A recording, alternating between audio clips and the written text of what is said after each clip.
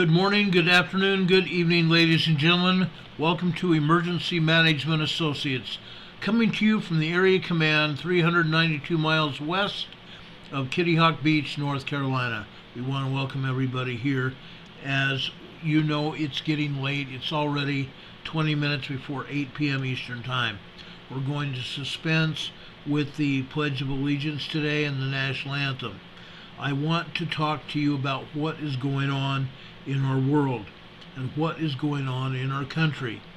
I'm first going to talk about what is going on in the Middle East. Then we're going to be talking about New Madrid. I have a lot of things I need to show you here. So if you guys would just hang in here with me for just a very few minutes, we'll get here to talk about what's going on. A lot of people have been asking questions. That's why we're showing you this information now. A lot of people have been asking us questions, and I've gone into a deep dive as to what is going on. Okay?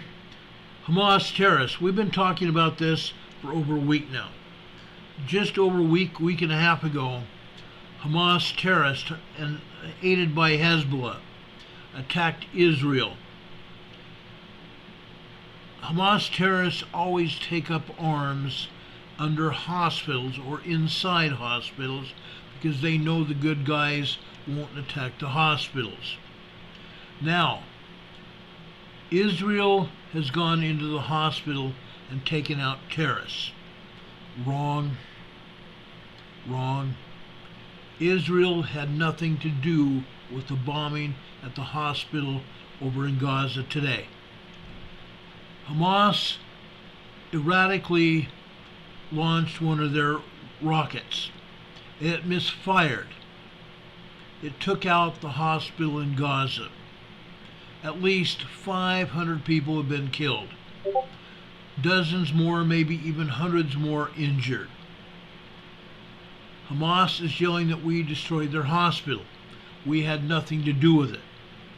Israel's people don't hide in hospitals. The United States does not hide people in hospitals.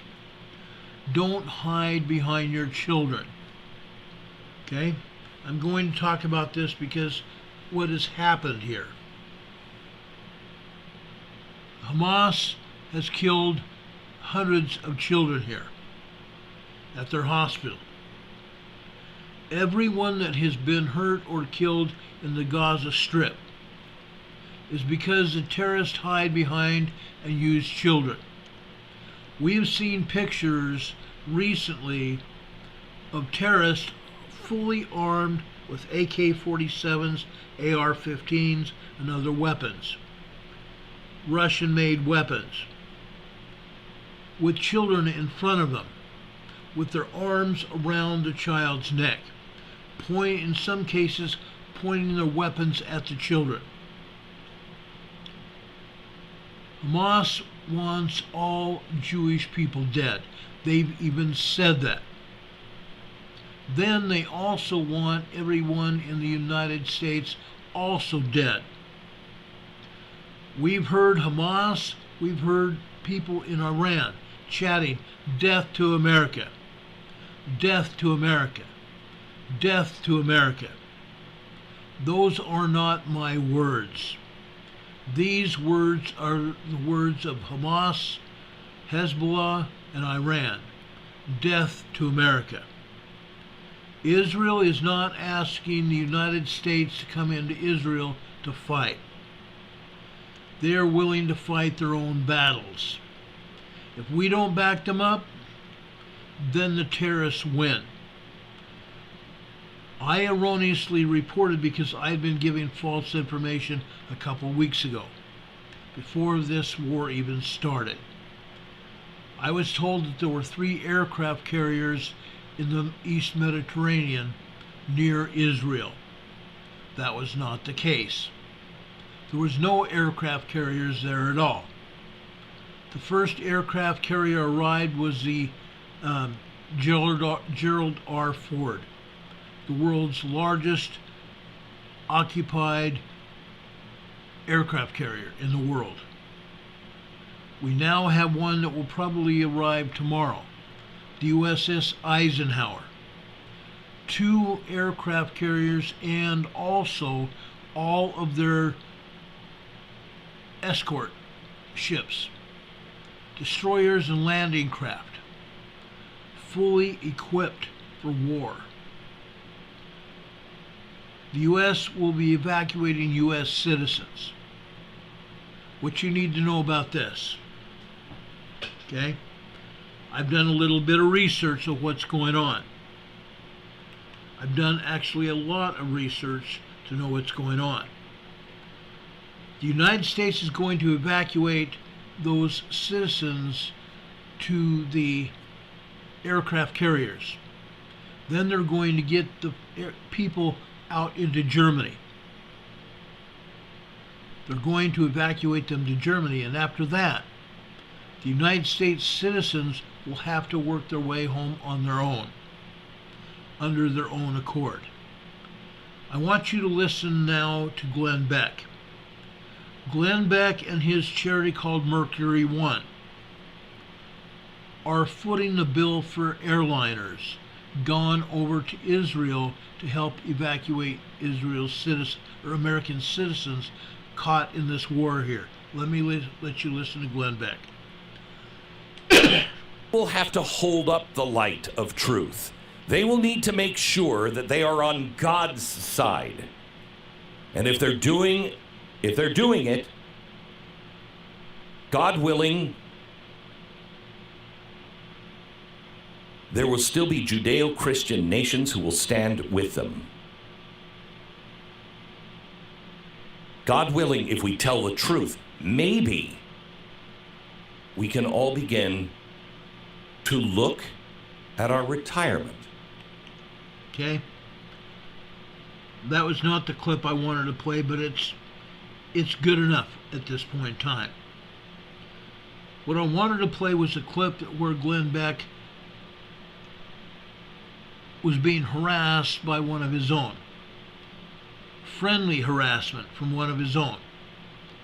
Glenn Beck, like I said, has provided planes that have gone over to Israel to evacuate American citizens.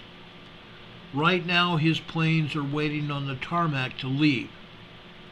They've been held up by enemy fire from the Gaza Strip, rockets around the airport. And as soon as those airliners are safe to leave, they will be headed for the United States of America. United States citizens will not have to go to Germany and try to find their own way home. Glenn Beck, through his Mercury One charity, has gone over to Israel to pick up United States citizens and return them to this country. For that, I applaud Glenn Beck. I very much applaud Glenn Beck for a lot of things he does.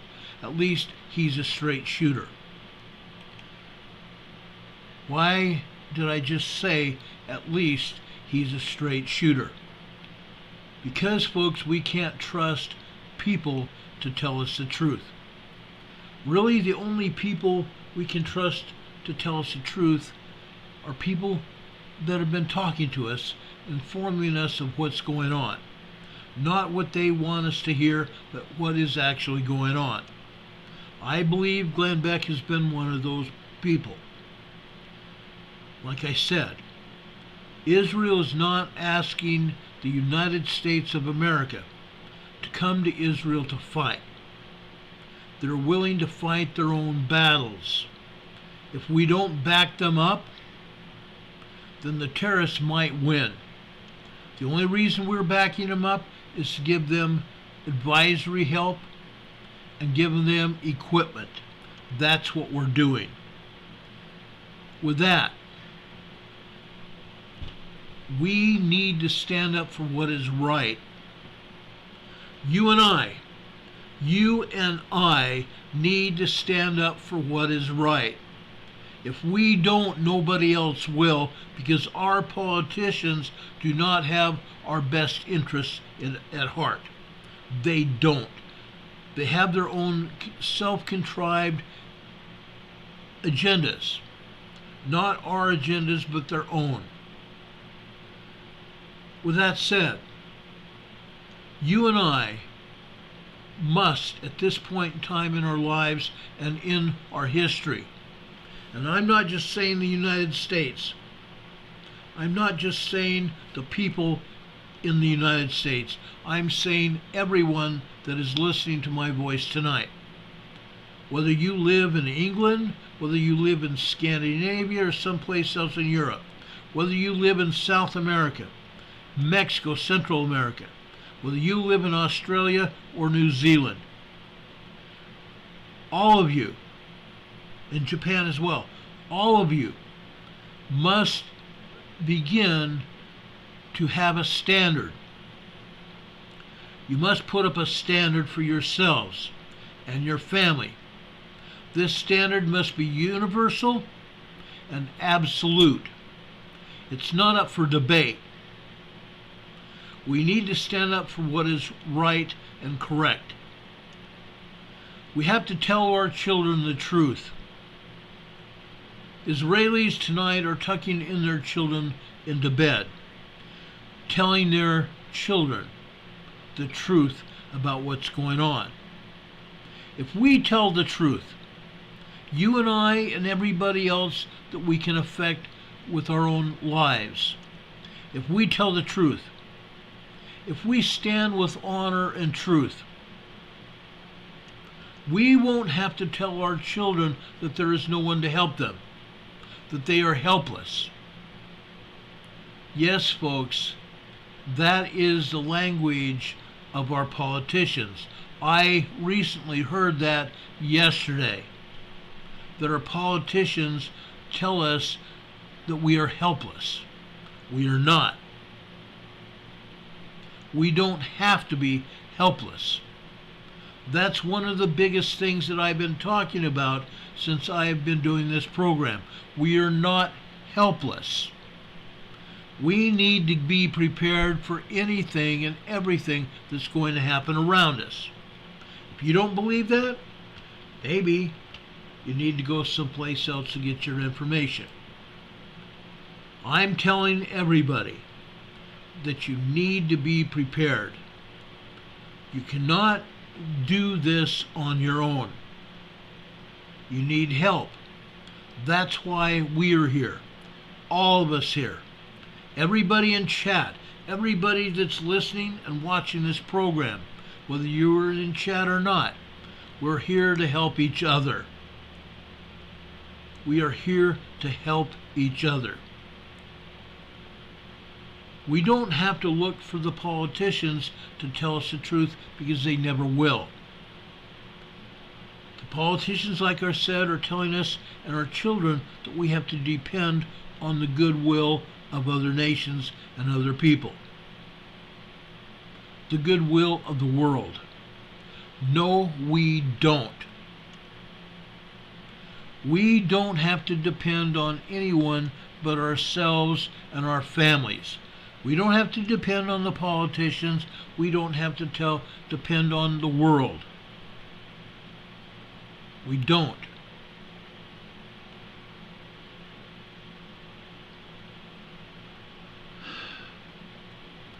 The politicians are telling us that we have to pay attention to them because they're a politician.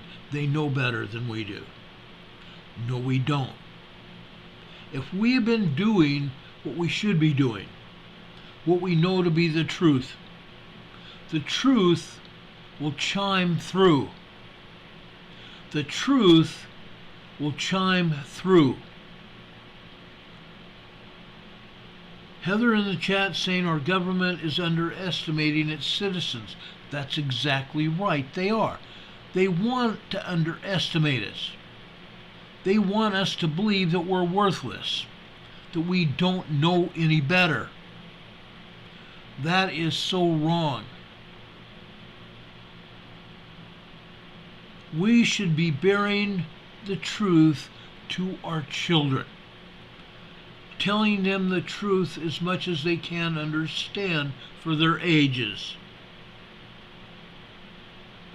But we need to tell the truth to our children and to our families going forward.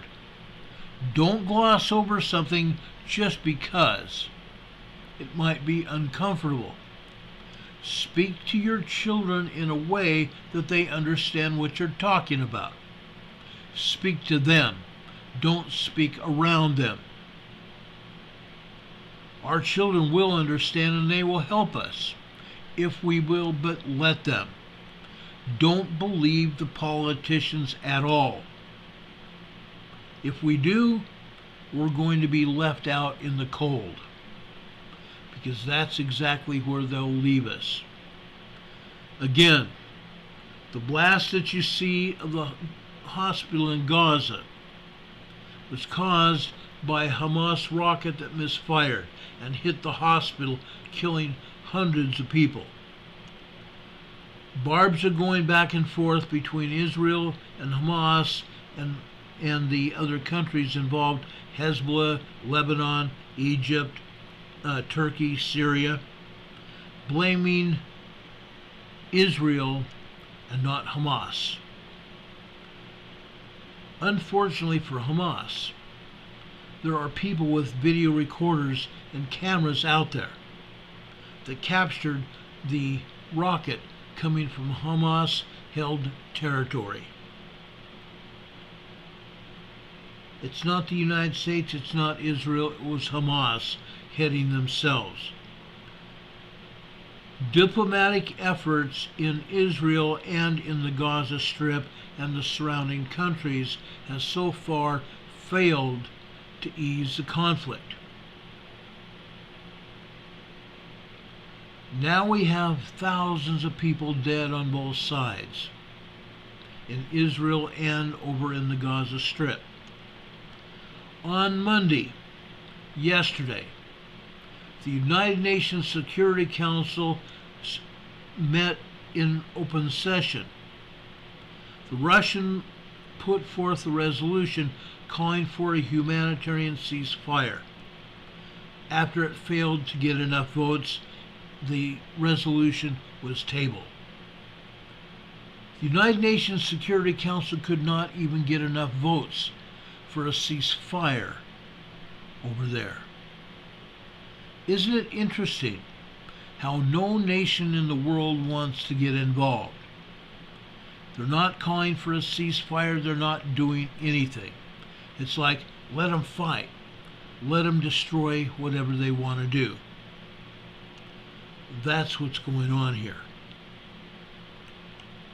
Yes, I would like to see a ceasefire go out. I doubt, however, that is going to happen. I highly doubt that is going to happen.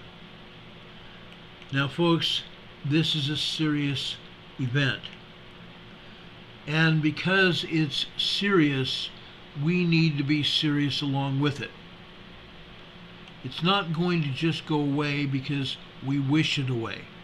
It's not going to go away just because we want it to, or someone else wants it to. We've got to get serious with ourselves and our families, as well as people in Israel getting serious with what's going on. Now, one of the bad things that is going on is Biden has now gotten together over video chat with Israel, and they've come to an agreement that Biden will now fly to Israel. Earlier today, Biden boarded Air Force One for Israel. He's on his way. If this happens, this will be the first time a United States president has gotten into a war-torn country. The first time a United States president has ever visited a war-torn country in the process of war, with rockets landing all over the place. I'm sure his advisors probably tried to talk him out of it. But some of his advisors are as crazy as he is. That Biden is already on his way to Israel. I wish him luck. I wish him luck.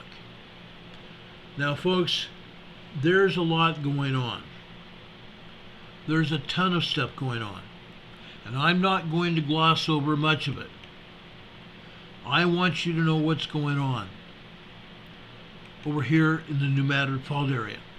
I'm also going to show you earthquakes along the east coast of the United States. Why? Because the Atlantic plate, where the Atlantic Ocean is, the Atlantic plate is expanding out from the center of the Atlantic plate. It is pushing the North American continent in a southwesterly direction. The entire continent is being pushed by the Atlantic plate. As we have told you before, all of the plates around the world are moving. Some moving faster than others, but they're all moving. They're all causing earthquakes. Volcanoes are going off. Volcanoes cannot go off unless there is subduction. One tectonic plate going underneath another. That's what's going on the coast of the U.S. and Canada. The west coast of the United States and Canada. We have volcanoes going off. Everywhere where there's volcanoes going off, it's because there is subduction going on in that area.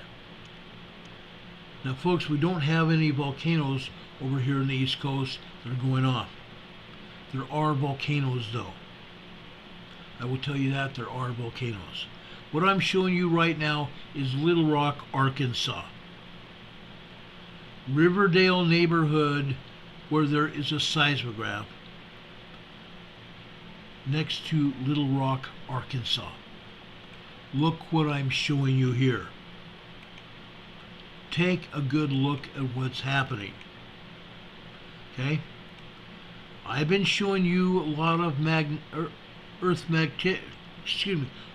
activity, earthquakes and such going on for years now. This is the largest seismic activity that what I'm going to show you tonight is the largest seismic activity going on here along the New Madrid Fault. This is Little Rock, Arkansas. Look at these earthquakes here.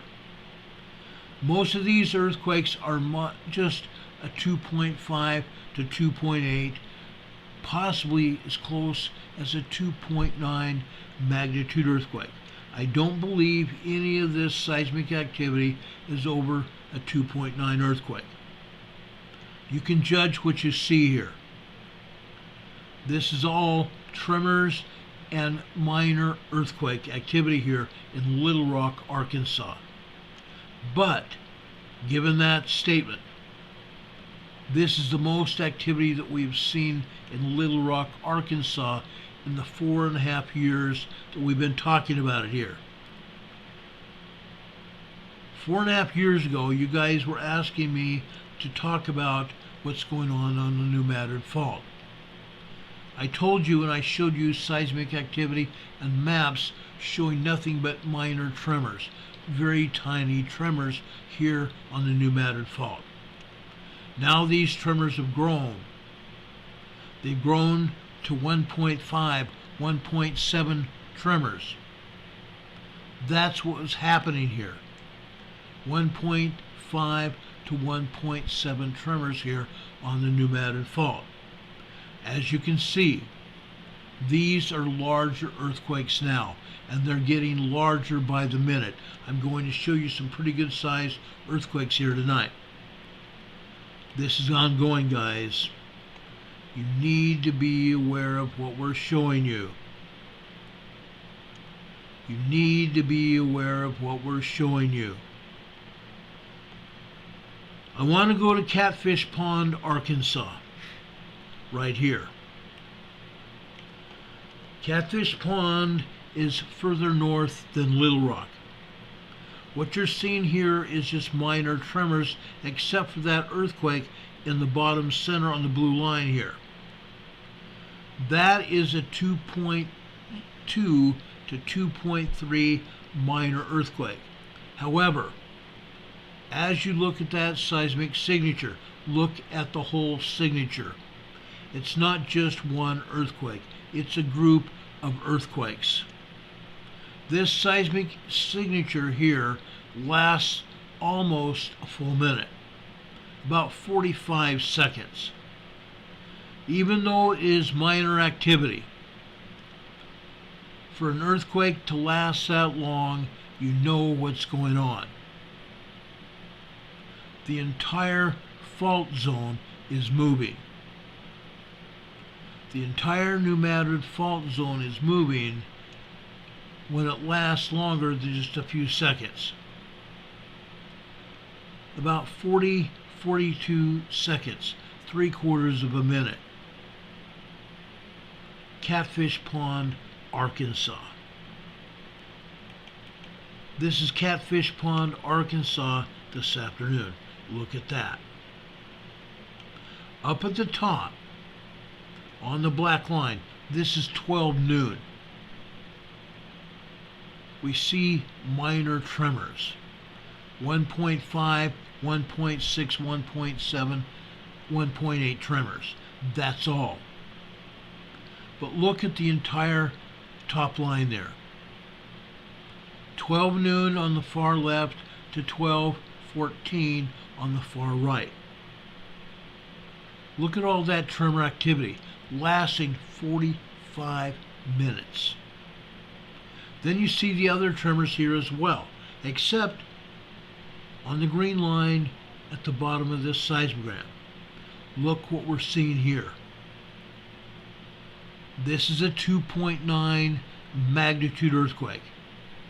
It started off with just tiny tremors, building up to a 2.0 earthquake, and then the largest portion of the earthquake was a 2.9, and then it got less. The thickest part of that green line there are a combination of 2.0 earthquakes. You can see the individual lines here at the bottom of that seismic signature. You can see part of it coming out the top. 2.0 earthquakes lasting 3 to 4 seconds. Again, that's a long time for earthquakes to happen.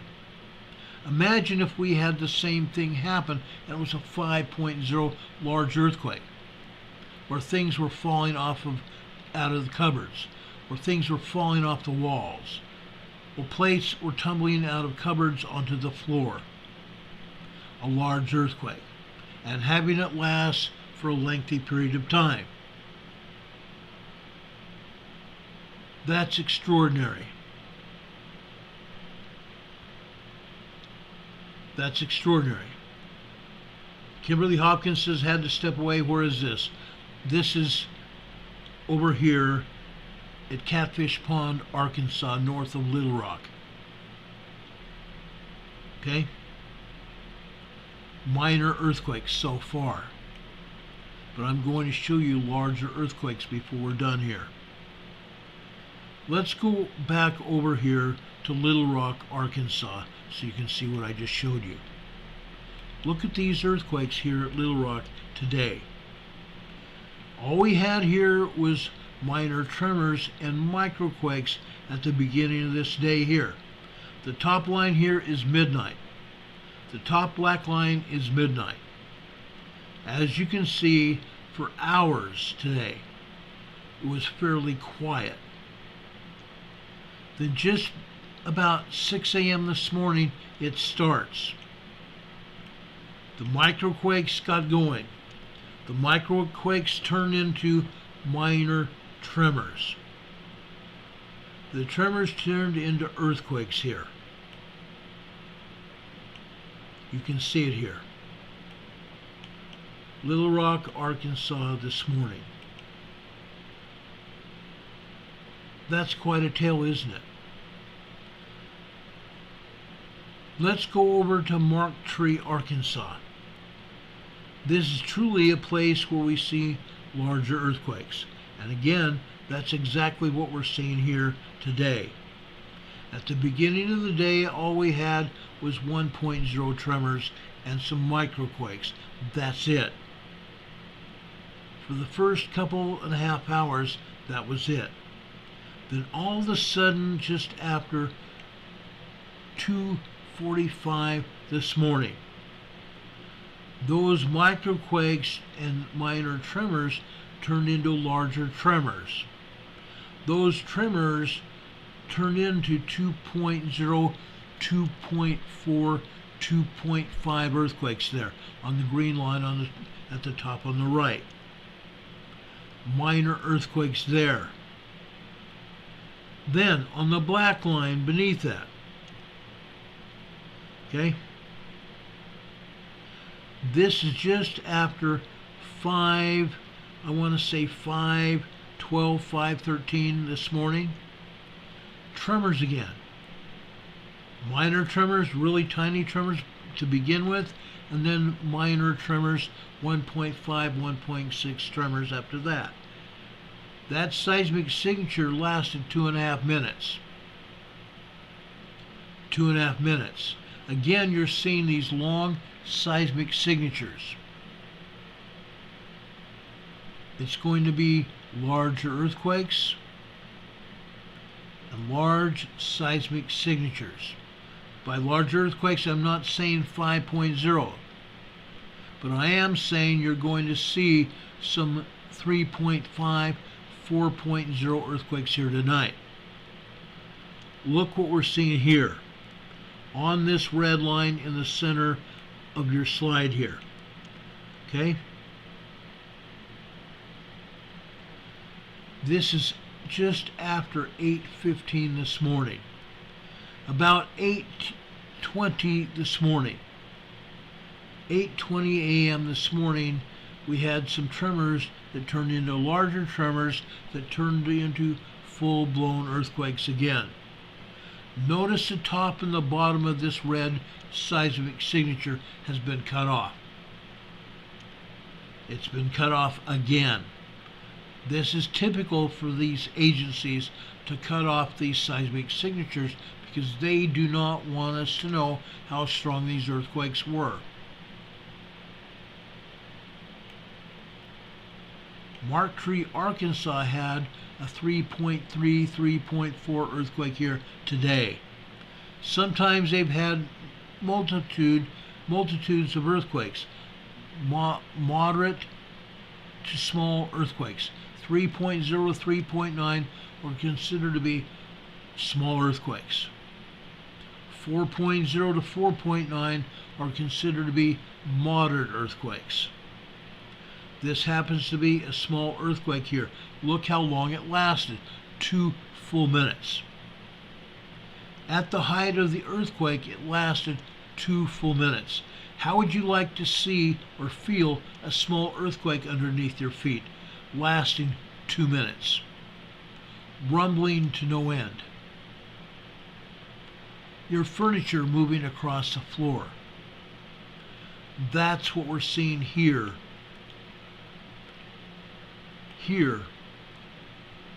at Mark Tree, Arkansas today. And it's not the only thing that happened here. Look at Mark Tree, Arkansas this afternoon. Look at these earthquakes. The blue line at the top is on the left-hand side is 12:30. Over here in the center of that blue line where you see that earthquake, that, folks, is 12:40 p.m. this afternoon. A 3.0 earthquake this afternoon. It only lasted a few seconds compared to that earthquake that happened there this morning. Then, on the black line beneath that, over on the left-hand side, it's 1 p.m. Over on the right-hand side, it's 1:10 p.m. Again, we have at least a 2.5 earthquake. And this seismic signature lasts for a while, about a minute and a half. But the 2.2, 2.5 earthquake didn't last that long. It was a series of earthquakes.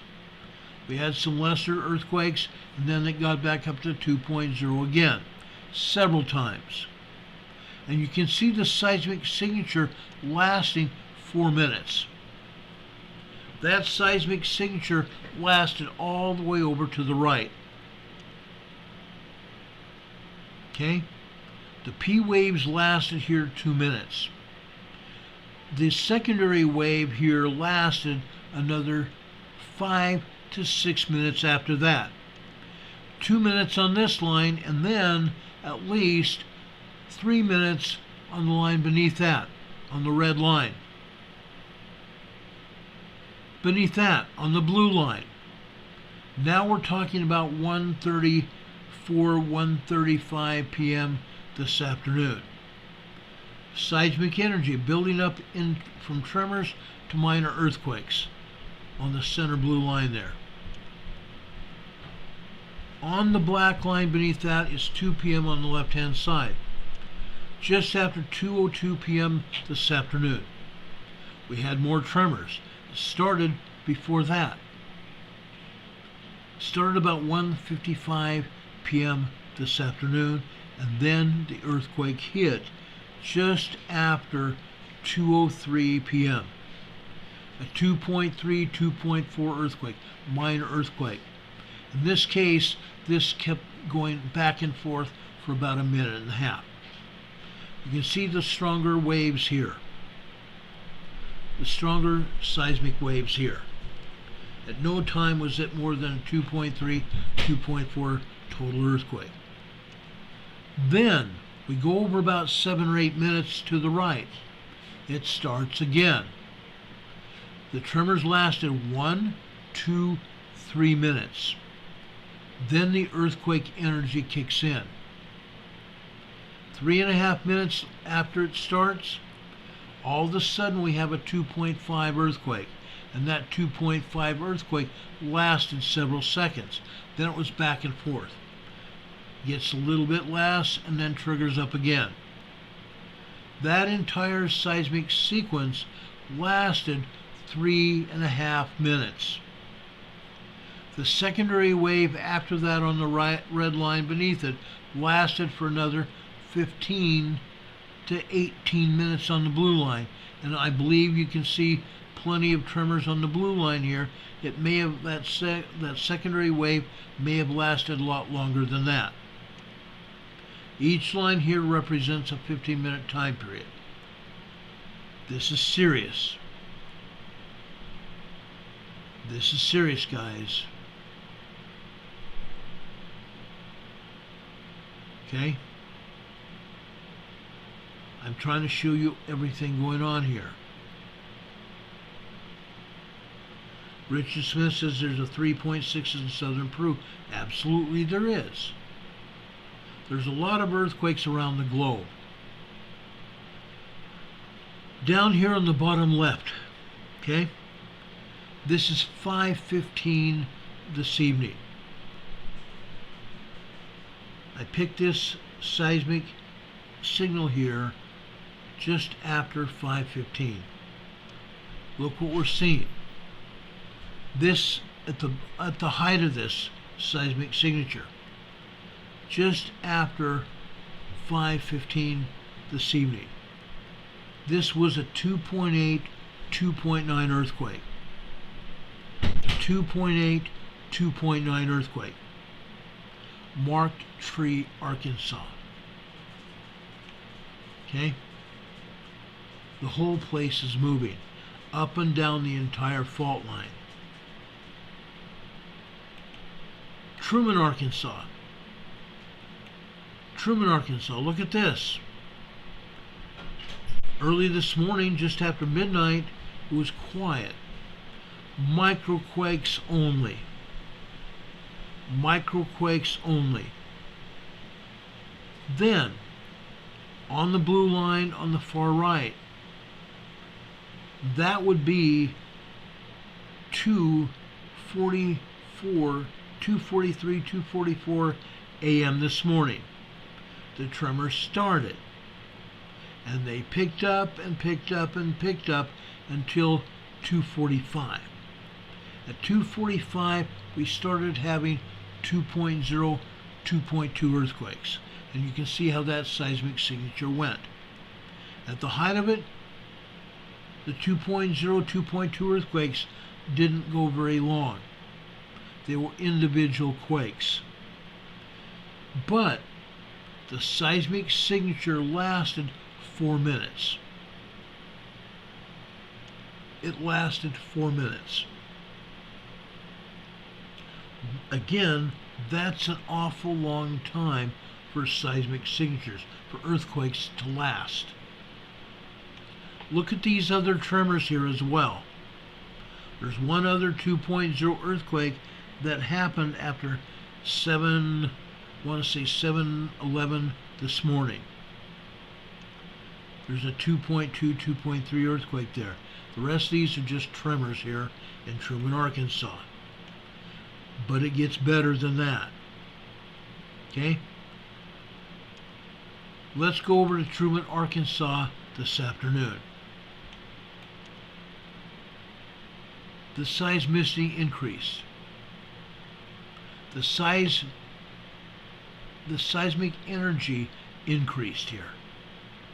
Look what we have to show you here. Yes, at noon on the left-hand side on the black line top. Those are just 1.2 tremors, but it increases. Then it died off, it increased again some, and died off. What happened at 12:33 to 12:34 this afternoon? All of a sudden, the tremors increased again, and they kept going. They kept going and going. 2.0 earthquakes on the black, the blue, and the red lines here after that. The next black line is 2 p.m. on the left-hand side. Over here on the right, you're seeing some of that black line covered by the seismic energy after that. On the red line over here at 2:15. The far left-hand side red line there is 2:15 this afternoon. We just had a bunch of tremors. 1.4, 1.5 tremors. All of a sudden, at 2:16 p.m., all of a sudden we went up to 2.5, 2.8 earthquakes. Off and on for about 8 minutes. Let's look at this. 1, 2, 3, 4, 5, 6, 7. 8 minutes. 8 minutes. Went from 2.5 down to tremors, back up to 2.5, 2.8, back to tremors, 2.5, 2.8 again. Okay? Seismic energy going back and forth here. This is amazing. It's totally amazing. South of Truman. South of Truman is a place called Twist, Arkansas. Twist, Arkansas. Guess what happened here? This is the first time we've seen seismic energy at Twist, Arkansas. Okay? The first time we've seen it at Twist, Arkansas. And folks, this was this afternoon. The top line here at this point in time is 12 noon on the left-hand side. At 1 p.m., the tremors really get going. 1:15, the tremors get larger on the red line there. At 1:30, the tremors are still going. At 1:15 excuse me, not 115, 133, 134 this afternoon on the blue line. The tremors are kicking into gear, aren't they? And then it goes over about 5 minutes where it's been quiet for a little while, and then it builds again. Again, more tremors. And you can see the tremors building here. What happens? What happens at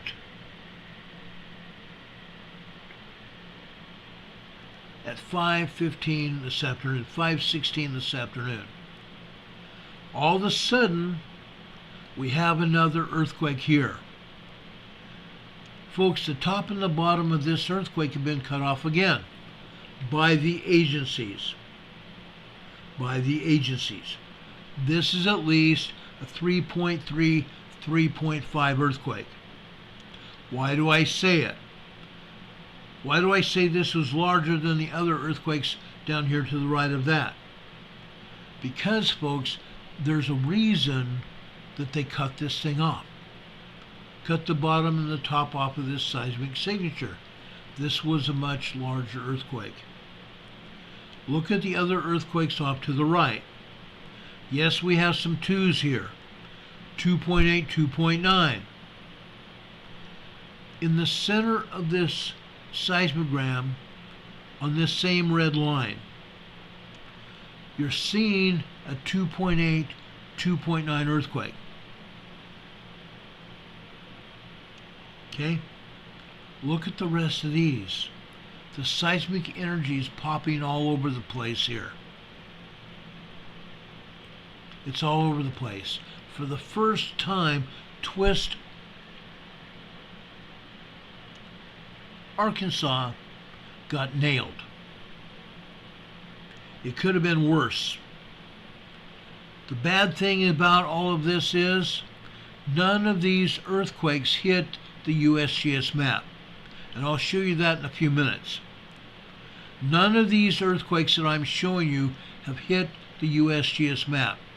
These are reportable earthquakes. These are reportable earthquakes. Yet they're not showing those to us.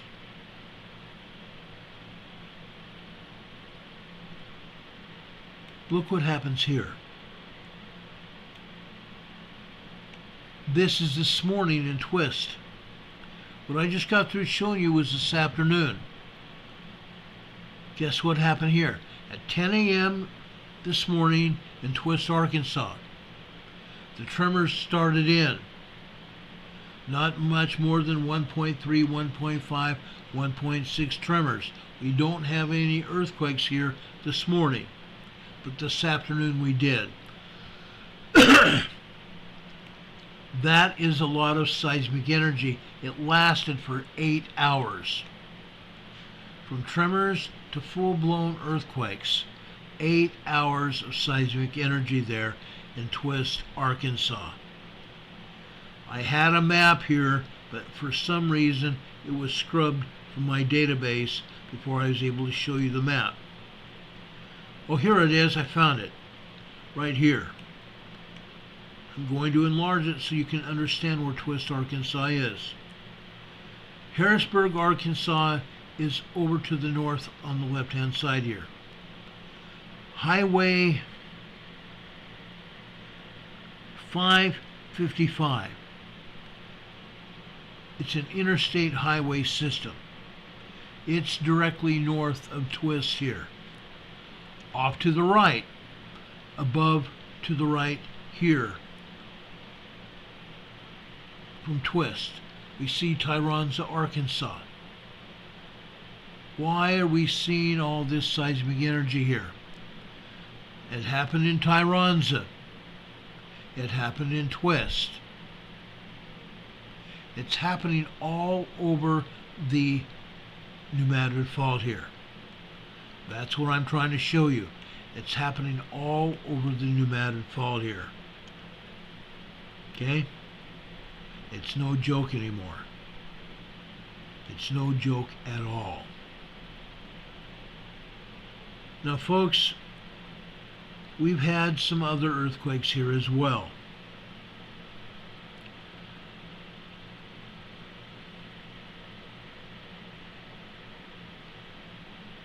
I'm going to show you a place in a minute called Hopper, Tennessee. Where that heart is where Hopper, Tennessee is. Okay? Over to the left-hand side to the west is Nashville.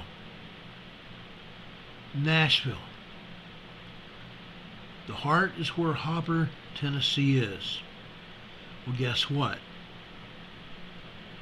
I'm going to show you some earthquakes in Tennessee that are going to blow your minds. In a minute, I'm just going to show you some earthquakes here that are going to blow your minds in Tennessee. Look at this today, this morning. Let me reduce it in size so you can see it. I'm sorry. I put that map in and I had to enlarge the map. So now you see the seismogram here. Again, this morning all we had was minor tremors and microquakes. Look what started happening just after 4:44 this morning. 4:44 on the blue line on the right-hand side, right center. That, folks, is a 3.0 earthquake. A 3.0 earthquake. Look at the other earthquakes here. 2.0, 2.5, 2.8. Yes, there's a lot of tremors here. A ton of tremors. This is Tennessee. Why am I showing it to you? Because USGS reported a 2.4 earthquake in Tennessee this morning. It went out over the news stations. The television stations covered the 2.4 earthquake. Folks, it was a lot stronger than a 2.4. It was a lot stronger than a 2.4, and you can see it here. You can see it here. That earthquake hit 1, 2, 3, 4, 5, 6, just after 7:05 a.m. this morning. They topped the bottom and the top off. This is larger than a 2.4 minor earthquake. I believe this to be a 3.0 earthquake. Why else would they top off a minor earthquake like this? This is at least a 3.0 earthquake here. Hopper, Tennessee. Hopper, Tennessee. And look at all the other seismic energy here. And it didn't stop this morning.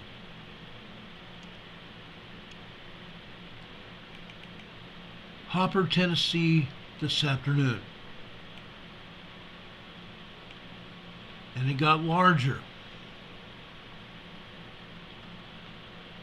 We see a bunch of tremors here. We see some 2.2, 2.4, 2.5 earthquakes, minor earthquakes. The larger energy here in the blue from top to bottom, side to side. These were larger than a 2.5 earthquake.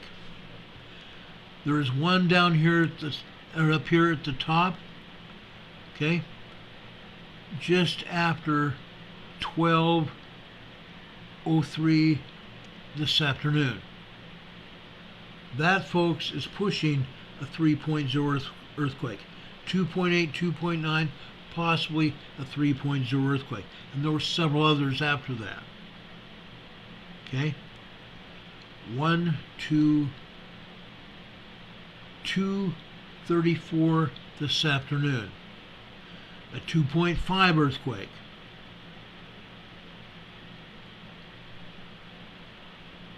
Let's jump down here to after 3:30.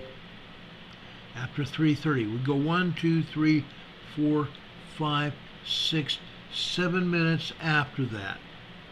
Okay? 3:37 p.m. this afternoon. Folks, this is a big deal on that blue line. I believe this is probably a 3.0 as well. The top of it we can see is cut off. We can't see the bottom because there was other seismic energy after that. Other color here. A 3.0 earthquake there. Another one at approximately 4:07 p.m. this afternoon, on that other blue line here. Over to the right, 4:44 this afternoon. Again, we had a 2.8, 2.9 earthquake. Okay? Minor earthquakes. At 4:30, 1, 2, 3, 4, 5, 6. 4:36 this afternoon. We had another 3.0 earthquake here. 3.0 earthquake here at Hopper, Tennessee. USGS reported a 2.4 earlier this morning. What's wrong with this picture? All of these are important earthquakes. All of these are very reportable earthquakes. Why didn't they put this up? They could have said there was a 2.4. They could have said, well, we also had some 3.0 activity as well. But they did not do that. This is east of the New Madrid Fault. This is east of the New Madrid Fault. This is out in the Smoky Mountains. Out in the Smoky Mountains. Folks, the Smoky Mountains have been shaking for 3 days now. 3 days. The Smoky Mountains have been having minor tremors for 3 days. And now, today, they report we had a 2.4 earthquake over here in Hopper, Tennessee today. Guess what? We also had larger earthquake activity as well. Okay? Tennessee, guys, we haven't seen this activity in a very, very long time. Not in Tennessee. Not in Tennessee. Now, what is going on? I've shown you seismic activity up and down the fault. From Missouri and Arkansas south. I'm going to show you Louisiana now. Louisiana has also had some seismic activity there. Not quite as big, but they've had their seismic activity here in southern Louisiana. Look at the tremors here building. This is DeRidder, Louisiana. This is on the New Madrid Fault. Look at the tremors hitting here. This is less than we've seen from further north. Further north is the center of the New Madrid Fault. That is where the main seismic energy has been coming from. The center of the New Madrid Fault. Here down south, you're still seeing some seismic activity here. This is just tremors. Nothing more than tremors. Seismic activity continuing in DeRidder, Louisiana this afternoon. Look at that. It's happening up and down the fault. Rochelle D is asking, has this graph been altered? Possibly. Possibly. Why am I saying that? Because, folks, they have, well, we know it's been altered because the tops and the bottoms of the larger earthquakes have been cut off. Heaven's sakes, they don't want us to know what's going on here. Yes, people have felt the earthquakes. They've reported them. But USGS is not putting them up because they don't want the rest of us knowing what's going on. Plain and simple. They've been pulling this nonsense for a very, very long time. Okay? Lama's Light says, while we're listening to Ron, she says she's going to do something with her fresh turnip greens. Oh, how I would love some fresh turnip greens. Oh, yeah. Oh, get me going here. Get me going with mustard greens and turnip greens. Oh, yeah. Talk about tasty. Talk about tasty, guys. Anyway, this is a new Madrid fault. While we've been talking about the new Madrid fault, there's been some other seismic energy hitting the East Coast. I'm going to start off tonight with Virginia. I want to show you what's been going on upwards of Kimberly Hopkins just gave us a $5 super chat. Thanks so much, Kim. God bless you for that. And I mean, really, I appreciate it so very much. God bless you. Anyway, guys, Mineral Virginia. Look at this. We've been reporting on Mineral Virginia for a very long time. We have only had tremors here in Mineral Virginia up until now. Look what's happening here. Lama's Light is making the turnip greens with bacon grease. Oh, I love you. Oh, hey guys, I'll tell you this. Yesterday at noon, I fixed the wife and I some eggs and bacon and toast and hash browns. And I took the bacon greens. I took the bacon greens myself, or the bacon grease myself, and put some turnip greens down on the skillet after I had fried the bacon. Guess who ate turnip greens yesterday at noon? It was awesome. It was awesome. So guys, turnip greens are good. Mustard greens are good. Dandelions greens are good as well. Okay? Yeah, dandelion greens, guys. There was a guy, I don't even remember his name. You guys might remember him. I don't remember him right now. He said all parts are edible. All parts are edible. I haven't eaten the yellow parts of dandelions, but I have eaten the greens from dandelions. They're awesome. Just like spinach. Just like spinach. Anyway, getting back to these earthquakes here. Folks, this is in Mineral, Virginia. We've had nothing but tremors here in Mineral, Virginia before. Now we're having some earthquakes. Over here on the top red line here. Now it's not the top red line. This is 1, 2, 3, 4, 5. I'm going to say this is 5:27 a.m. this morning. Guess what? A 2.8, 2.9 earthquake here. 2.8, 2.9 earthquake here in Mineral, Virginia. But it's not the only one. We have some 2.0 activity. We have more tremors here. We have quite a few tremors here. Then, down here towards the bottom here again. Okay? This is 10:40 a.m. this morning on the red line here. That's another 2.8, 2.9 earthquake.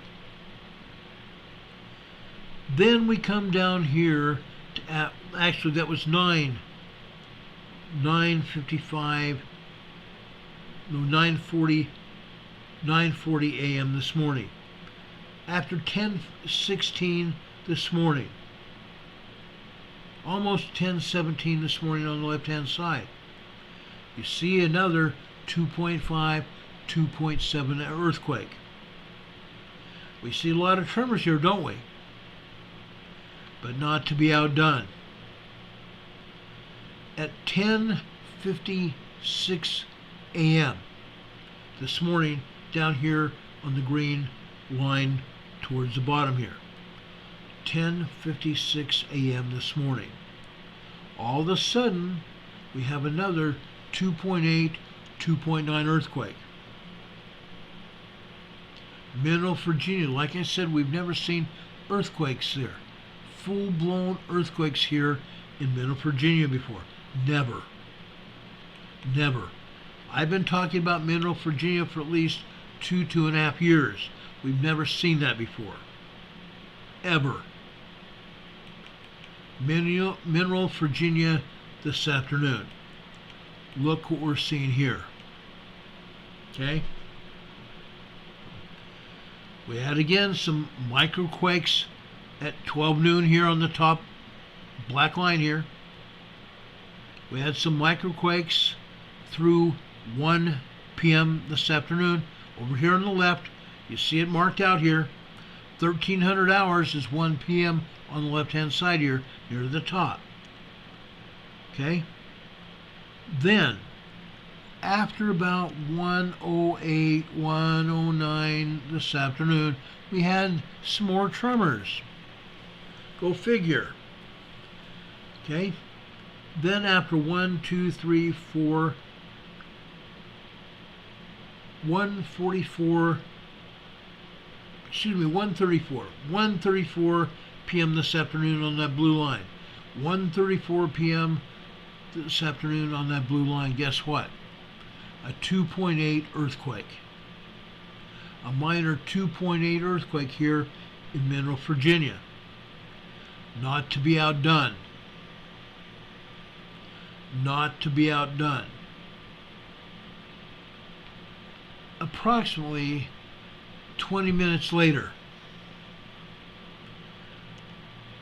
this first started at 1:46 p.m. with tremors. The tremors took about a minute to really get going until we had our first 2.0 earthquake. Then after that, the earthquakes turned larger on us. Again, a 2.8, 2.9 earthquake. This lasted about 20 seconds. It lasted about 20 seconds. It took a full minute and a half to build up to that earthquake. Then we look off to the right. Another minute and a half to calm down again.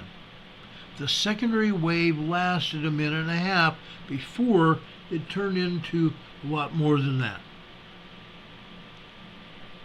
Okay? The secondary wave tells us really how strong these earthquakes are. If they tried to cut the bottom and the top off, we looked off to the right, and it was a lot longer than even what the main part of the quake had. Guess what? It would have been a large earthquake. In this case, this was at least a 2.8, 2.9 earthquake, and I don't believe they cut it off, either the top or the bottom. But we have a secondary wave that goes out to the right for about a minute and a half. That tells me that this was exactly the earthquake that we said it was. Look at these other quakes as well. 2.2, 2.3 on the black line beneath that. On the red line beneath that, the two other earthquakes. Again, 2.7, 2.8 earthquakes. Mineral, Virginia. Those are not the only earthquakes in Virginia or North Carolina. I'm about to show you more earthquakes. Okay? Let's go over to Accomack, Virginia. ACCOMAC. Accomack, Virginia. Look at this. Tremors. We have never seen nothing but just tremors there before. This is side to side, top to bottom here. The top of this is midnight. The bottom right-hand corner is just before 12 noon. So all morning long we had tremors here. Literally all morning long we had tremors here in Accomack, Virginia. Guess what? Those tremors continued this afternoon, and they actually increased. They actually increased after about 1:48 this afternoon. Then, after 4, let me get this right, 4, 1, 2, 3, 4, 5, 4:50 this afternoon. Guess what? More tremors. 1.2, 1.3 tremors here. I have never seen Accomack, Virginia with that many tremors before. It's ongoing. The entire east coast of North America, Canada included, the entire east coast of North America, Canada, and the United States, tremors and earthquakes up and down the entire east coast. The entire eastern continental divide has earthquakes. Let's go south into North Carolina. It's moving, guys. It's moving today here in North Carolina. I'm first going to start off here in King, North Carolina. This is northern North Carolina. Look at this. Nothing but tremors here this morning. Then they turn the seismograph off. I'm sorry, this is this afternoon. Nothing here after that. Not a thing. King, North Carolina this afternoon. Let me show you King, North Carolina this morning. I believe I have it. I hope I have it. No, I don't. This morning there must not have been anything or I would show it to you. So King, North Carolina this afternoon was tremors. We go south to Murphy, North Carolina. Look at this. This is along the eastern continental divide. These are tremors except for that blue line. For that blue line. Folks, this is just after 9:34 this morning. A 2.2 magnitude earthquake and other tremors following that. Then, after 10:43 a.m. this morning, we had another 2.0 earthquake. Then after 11:25 this morning, we had another 2.0 earthquake. We have never had this much seismic energy in Murphy, North Carolina either. Lamazlices, Murphy is my neck of the woods. Yes, I've been through Murphy. I've driven through it. Okay? That's not all, folks. There's more. Murphy, North Carolina this afternoon. Look at this. The seismic energy did not even finish this morning. It continued this afternoon. Just after 12:15, we had another 2.0, 2.2 magnitude earthquake and the other aftershocks of tremors after that. And tremors this afternoon, after 1 p.m. on the black line. After 2 p.m. on the black line, more tremors here. Okay? A lot of tremors here on the East Coast. It's continuing, guys. It's continuing. Let's go over to Pittsboro, North Carolina. This is tremor activity. No, except for one possible 2.0 earthquake that happened at 1, 2, 3, 6, just after 6:37 this morning. There may have been a 2.0 earthquake. It built up with a bunch of tremors and then it let loose, and that's all that happened. And you see other tremors here as well. Pittsboro, North Carolina. Pittsboro, North Carolina this afternoon. More tremors here. Look at that. All up and down the coast. Why? The Atlantic plate is pushing the North American plate in a south-southwesterly direction. That's why we're seeing these earthquakes. Now let's go over to the northeast coast of North Carolina. Roper, North Carolina. Look at this. Look at this, guys. Tremors, tremors, and more tremors. These are just not microquakes like we've seen on some seismograms. These are actually 1.0 tremors, and they last all day long. They increase and drop back. Increase and drop back. We don't have any 2.0 earthquakes here that I can think of, that I can see. Okay, that's Roper, North Carolina. We're not done yet. Look at Roper, North Carolina this afternoon. Look at that. Tremors, tremors, and more tremors, except after 1:16 this afternoon. Again, we have a 2.0, 2.2 magnitude earthquake. Minor earthquake there on the red line. But tremors all over the place. They actually increased throughout this afternoon. They did not get much bigger, but they increased. That's what I wanted to show you. Not to be outdone. Rowland, North Carolina. R-O-W-L-A-N-D. This is Rowland, North Carolina. Look what we have to show you here. We have tremors here except for one. This morning, just after 7 a.m. this morning. 1, 2, 3, 4, 5. Just after 7:05, almost 7:06 this morning. That was a 2.3, 2.4 earthquake. Minor earthquake here. And a bunch of tremors here in Rowland, North Carolina.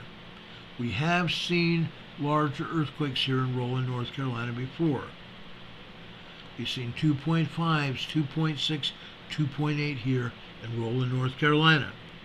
So we have seen more here. Okay? But that was all this morning. Let's drop down to South Carolina here. First stop, Sumter, South Carolina. Why am I stopping here first?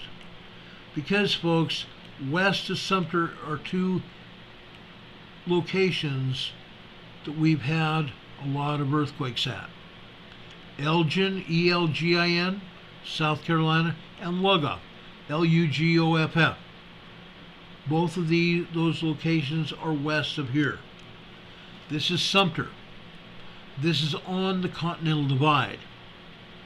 Look at the earthquakes here. Yes, we've had some tiny microquakes and very tiny tremors here, but look at the earthquakes here as well. Okay? 1, 2, 3, 4. 1, 2, 3, 4, 5, 6. Starts off at 7:05 this morning on the black line. I believe we've had a 3.0 earthquake. The top has been cut off. We can't see the bottom because we had a similar earthquake just after 7:19 this morning. Okay? The black one was cut off at the top. It was over a 3.0 earthquake. This may have been at least a 2.8, 2.9 earthquake as well. Not to be outdone, we had some other 2.0 earthquakes as well. Over on the right-hand side. This, folks, is after 10, I want to say 10:41, 10:42 this morning. Again, 3.0 earthquakes. The top and the bottom of these have been cut off. Look at that seismic energy here this morning. Over on the left-hand side on the green line. This is 11:46 actually 11:47 a.m. this morning. Okay, that is off the chart on the bottom left-hand side.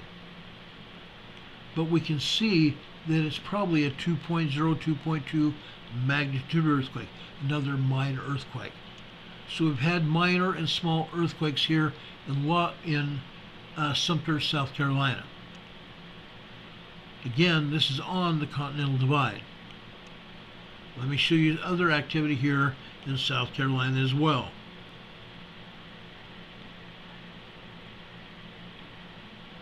Okay, this is Sumter this afternoon. The seismic energy did not stop. It continued. Okay, the first one was after 1:25 p.m. this afternoon on the red line there.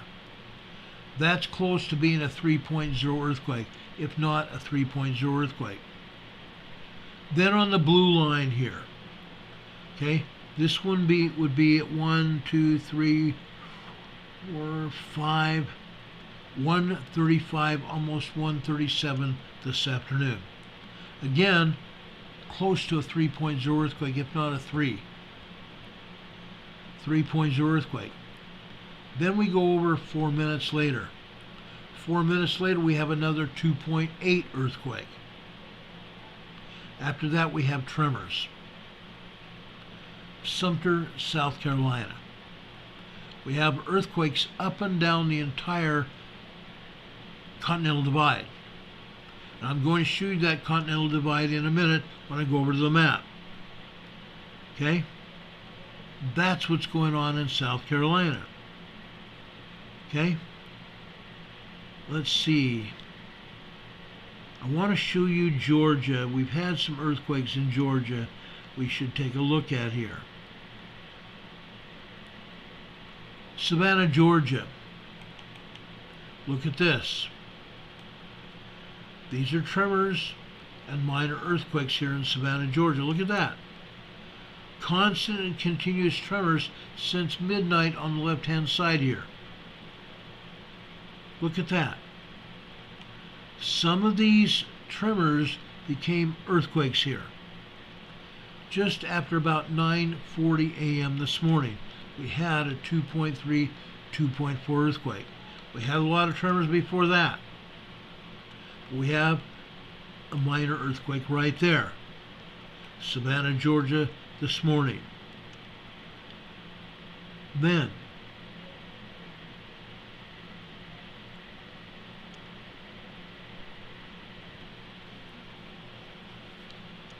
let's see here.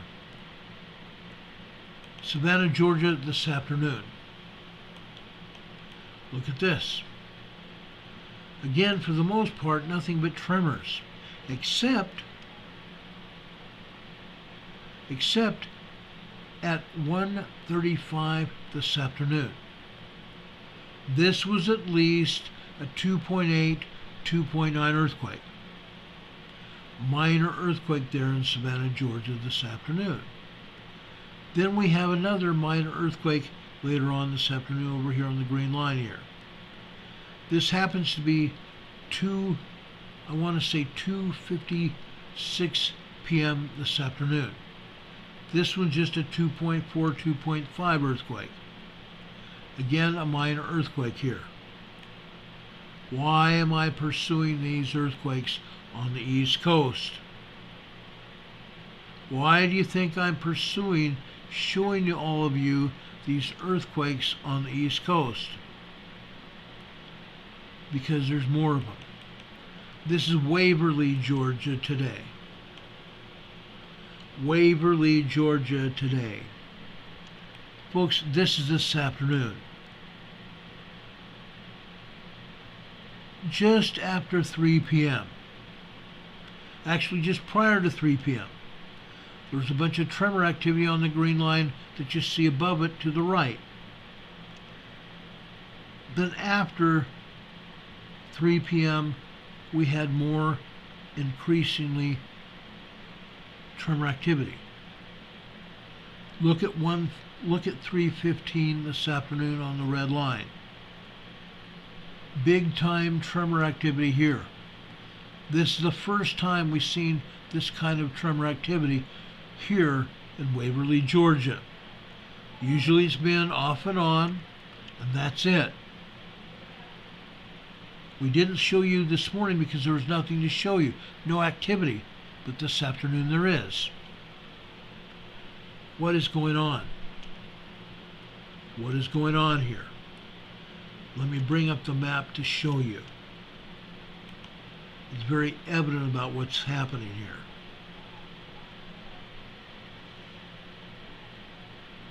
Let me get you the map here.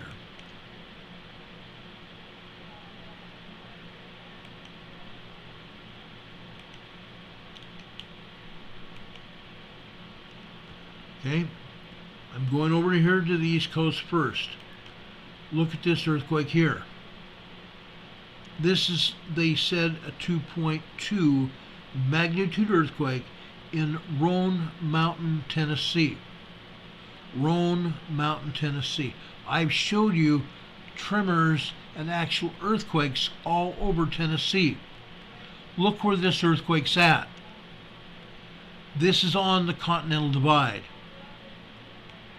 This is actually on the Continental Divide. You can see going from the right to the left here, the increase in elevation. This is in the mountain range of Tennessee, the Smoky Mountains. The Smoky Mountains. And off to the right, we have North Carolina. North Carolina. Look at this entire range here. Look at the Blue Ridge Mountains down here. This Continental Divide goes all the way down here into Georgia right here. This is where the Eastern Continental Divide starts. And I'm going to take you up the entire Continental Divide here. All the way past Tennessee, North Carolina, all the way up here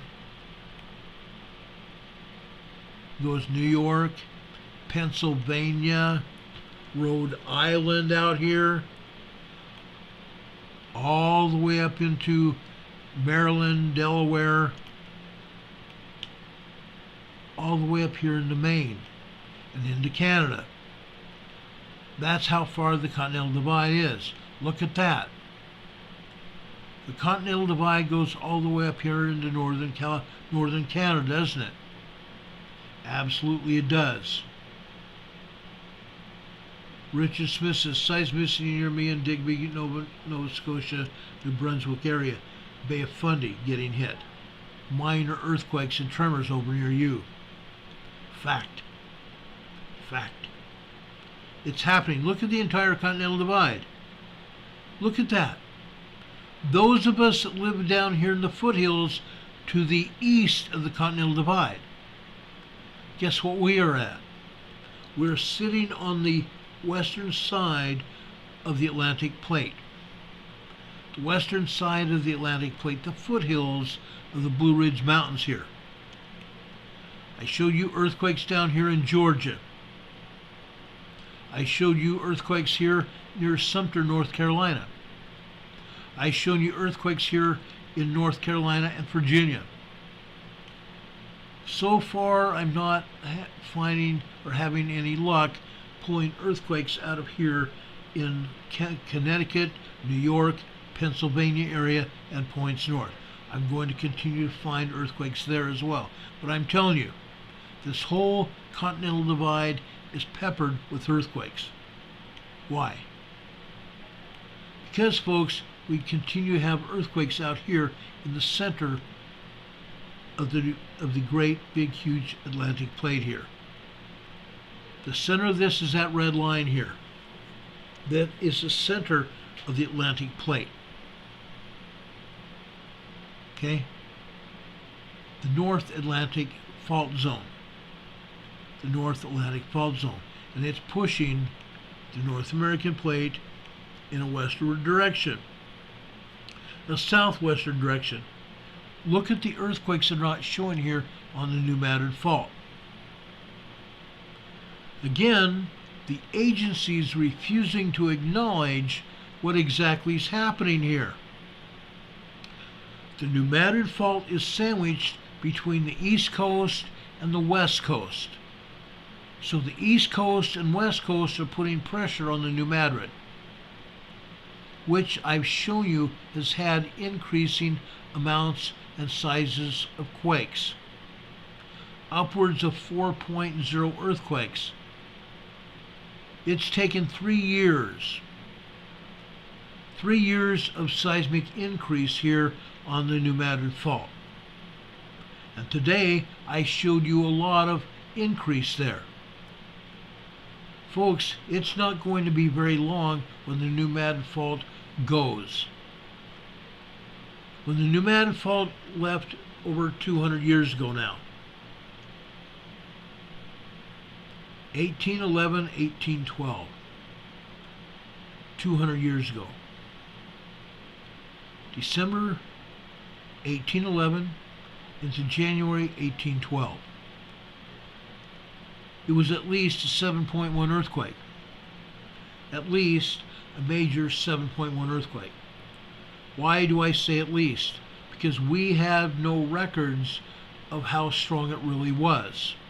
But we know it was a major earthquake. It stopped, that earthquake stopped the Mississippi River from flowing for 7 minutes. It stopped the Mississippi River from flowing for 7 minutes. The water backed up into what they now call Reelfoot Lake. R-E-E-L-F-O-O-T-E, Reelfoot Lake. In 2011,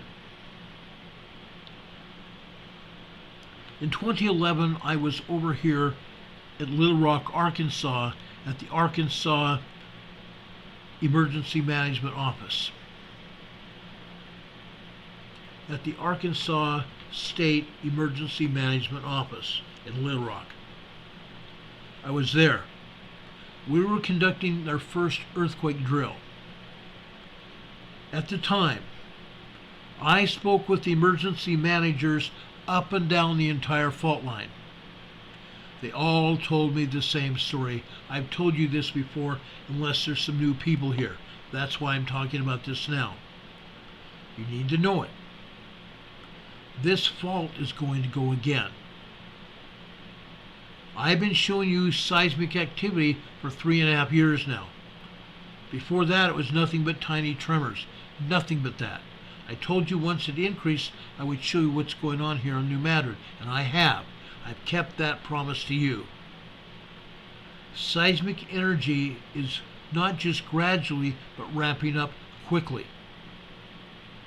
It's gone from tiny tremors 3.5 years ago to full-blown small and moderate earthquakes here on the New Madrid Fault.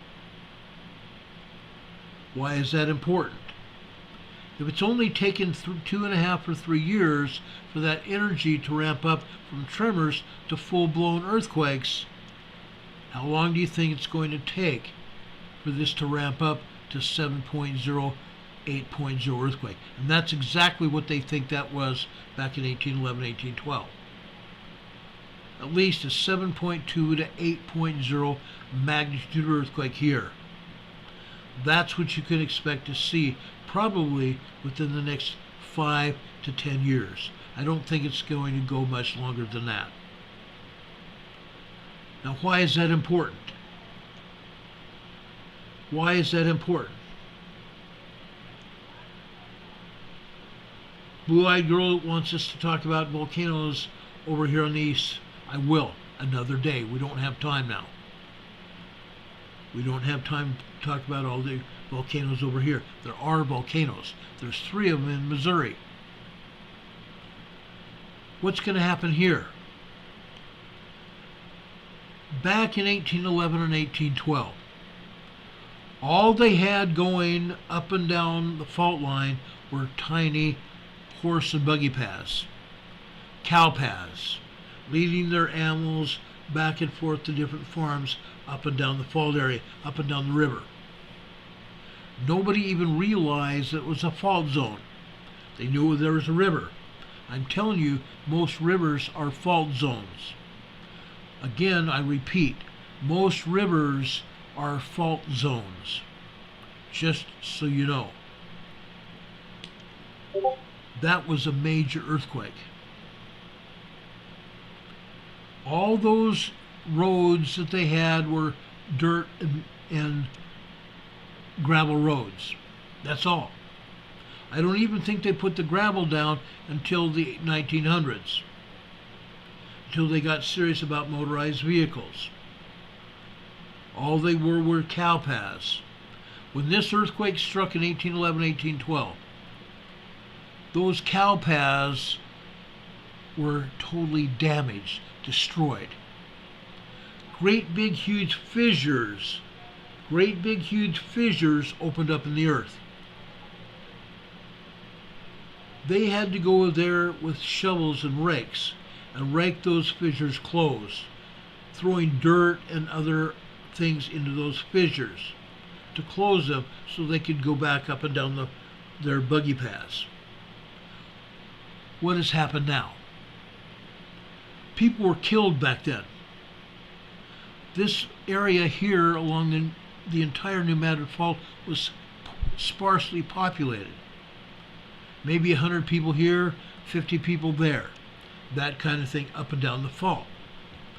Yes, people were killed, especially when the Mississippi River stopped up for 7 minutes and created a lake that wasn't there before that. People drowned in that water. People were killed by the shaking. There were cabins up and down the whole fault zone. Those cabins were not seismically fit and probably collapsed on top of some of the inhabitants of those cabins and killed them. What's going to happen here now? This entire fault zone is populated by millions of people north to south. The fault goes all the way down from the Great Lakes to the north and over to the east. That's a huge area, guys. Thousands of miles, probably 2,000 miles of fault line. It goes all the way down to the Gulf of Mexico. Millions of people live up and down the fault on both the east and west side of the New Madrid Fault. What's going to happen? Those old buggy paths are now roads. Those old buggy paths are roads. There are very few highways there, up and down the fault. The highways, if they are there, are going to be ripped apart by the shaking.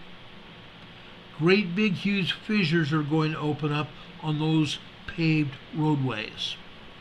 Whether it's two-lane traffic, which many of those roads still are, up and down the fault, north to south, east to west. Two-lane blacktop,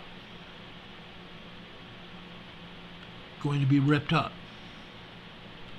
We are not going to be able to fight fires that are going to happen up and down this fault as we normally would. Water mains are going to be broken open.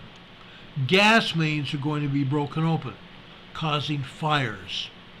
Electrical lines are going to go down. Along this fault, there are very few electrical lines that are buried, and if they're buried, they can still erupt in flames beneath the surface, causing flames on the surface of the earth, where homes and businesses and grass is, and farmers. It's going to be bad. It's going to be very bad. We're not going to be able to fight fires because the water mains are going to be bursting. Fire engines are going to run out of water. The only way they're going to fight fires up and down this fault line is through tanker drops from the air. Firefighting planes and helicopters are going to have to put out the flames up and down the entire fault line. That's what's going to happen. I'm telling you guys, as I'm sitting here in front of you tonight, there were earthquakes in Indiana today. There were earthquakes in Illinois, but they're not showing on this map, are they? because the USGS is too prideful, too much led by politics to be able to report exactly what's happening here. This is what's going on. Carl Smith is asking, did Ron go over the New Madrid fault yesterday as well? No, I didn't. I told you last night that we're going to be talking about it this week. After I started looking at it today, I'm going, oh gosh, we got to talk about it now. That's why I put all this presentation together for you. Earthquakes all over the New Madrid fault, all over the East Coast as well, along the Continental Divide. A ton of earthquakes. A ton of earthquakes. And they're getting larger by the day. Like I said, there's going to be some 5.0 large earthquakes doing damage here on the New Madrid fault and along the Eastern Continental Divide. 3 years ago, before I got here, in Sparta, North Carolina, which is an hour and 40 minutes north and west of me, Sparta, North Carolina had a 5.1 earthquake. Sparta, North Carolina, right about here, had a 5.1 magnitude earthquake. A large earthquake. 5.0, 5.9 are considered to be large earthquakes. 5.5 to 5.9 are considered to be very large earthquakes. That 5.1 earthquake, even though it was just a 5.1, did tremendous damage to the citizens' homes and businesses in Sparta, North Carolina. It knocked the homes off their foundations. It destroyed homes. It destroyed property. It knocked business buildings also off their foundations. It damaged their roads up there as well. It's going to happen again. We don't know where the next large earthquake's going to hit. We can't even tell you. We don't know. But what we're telling you is there's enough seismic energy going on here. It's not going to be long before we see a large 5.0 or larger earthquake hit either here along the East Coast or over along the New Madrid fault zone. It's going to happen. Seismic energy we're getting from the Atlantic fault pushing on the North American continent to the south-southwest, sandwiching the New Madrid fault down here. On the west coast, we have energy, seismic energy coming in here from the west. It's also pushing on the western New Madrid fault, putting additional pressure here. We are going to see a very large earthquake here very soon. Like I said, probably within the next 5 to 10 years. I don't think it's going to be 10 years. I'm telling you guys, I don't think it's going to be 10 years. And USGS is not going to be able to stop talking about it.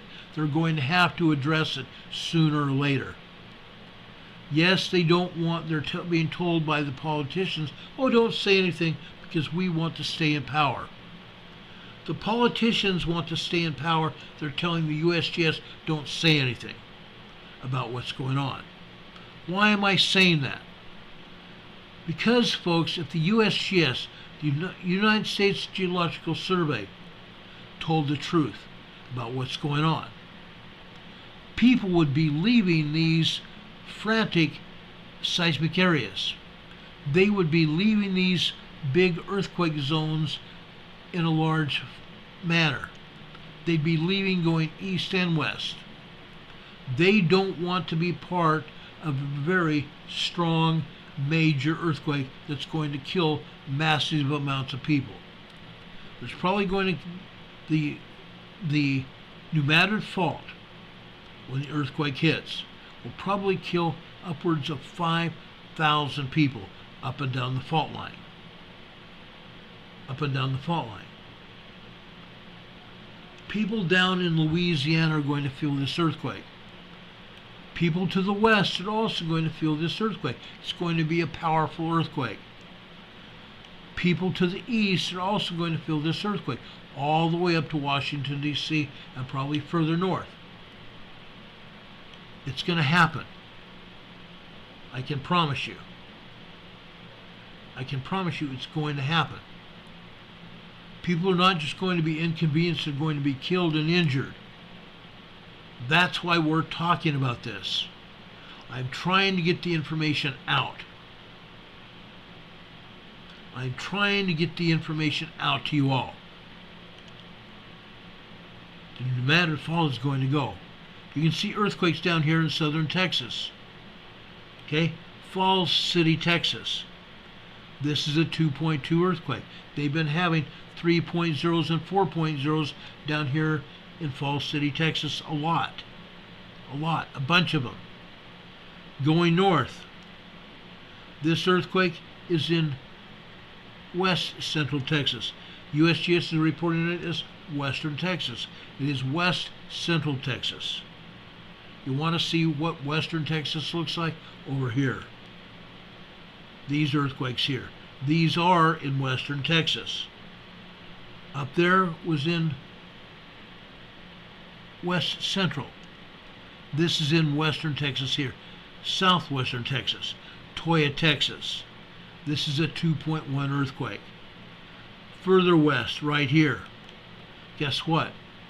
This is a 3.5 earthquake next to the New Mexico border. Texas-New Mexico border, a 3.5 magnitude earthquake here today. This has been happening a lot. This is not the first time. They've been having 3.5s, they've been having 3.6s and 3.7s for a very long time. Why? Why are they doing this? Why are they getting hit with these earthquakes? I'm going to show you right now. Look what we're seeing here. Look what we're seeing. This area is nothing but oil and gas pumping operations. Each one of these squares, and I can't zoom in any more than I am right now. Each of these squares and rectangles are oil and gas pumping operations. And there's other pumping operations closer to this earthquake as well. This is an oil and gas earthquake. That's why these earthquakes are hitting. Oil and gas all over the place. That's why that west central earthquake hit. I believe it's probably in Midland, Texas. They've been having earthquakes. This whole area. This over here to the west, a 2.1. This is a 2. Son of a blasted. Okay, USGS just shut me down here. I'm going to re-up here. Just stand by for a second, please.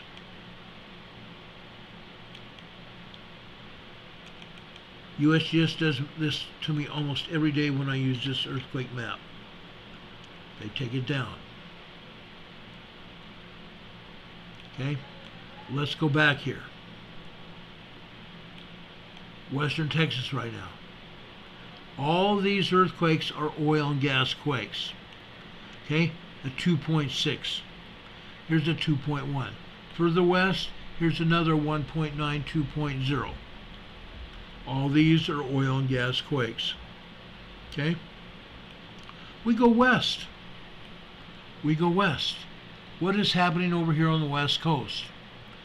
The Pacific plate is subducting under the North American plate here. The entire Pacific plate is subducting under the North American plate, which is causing earthquakes.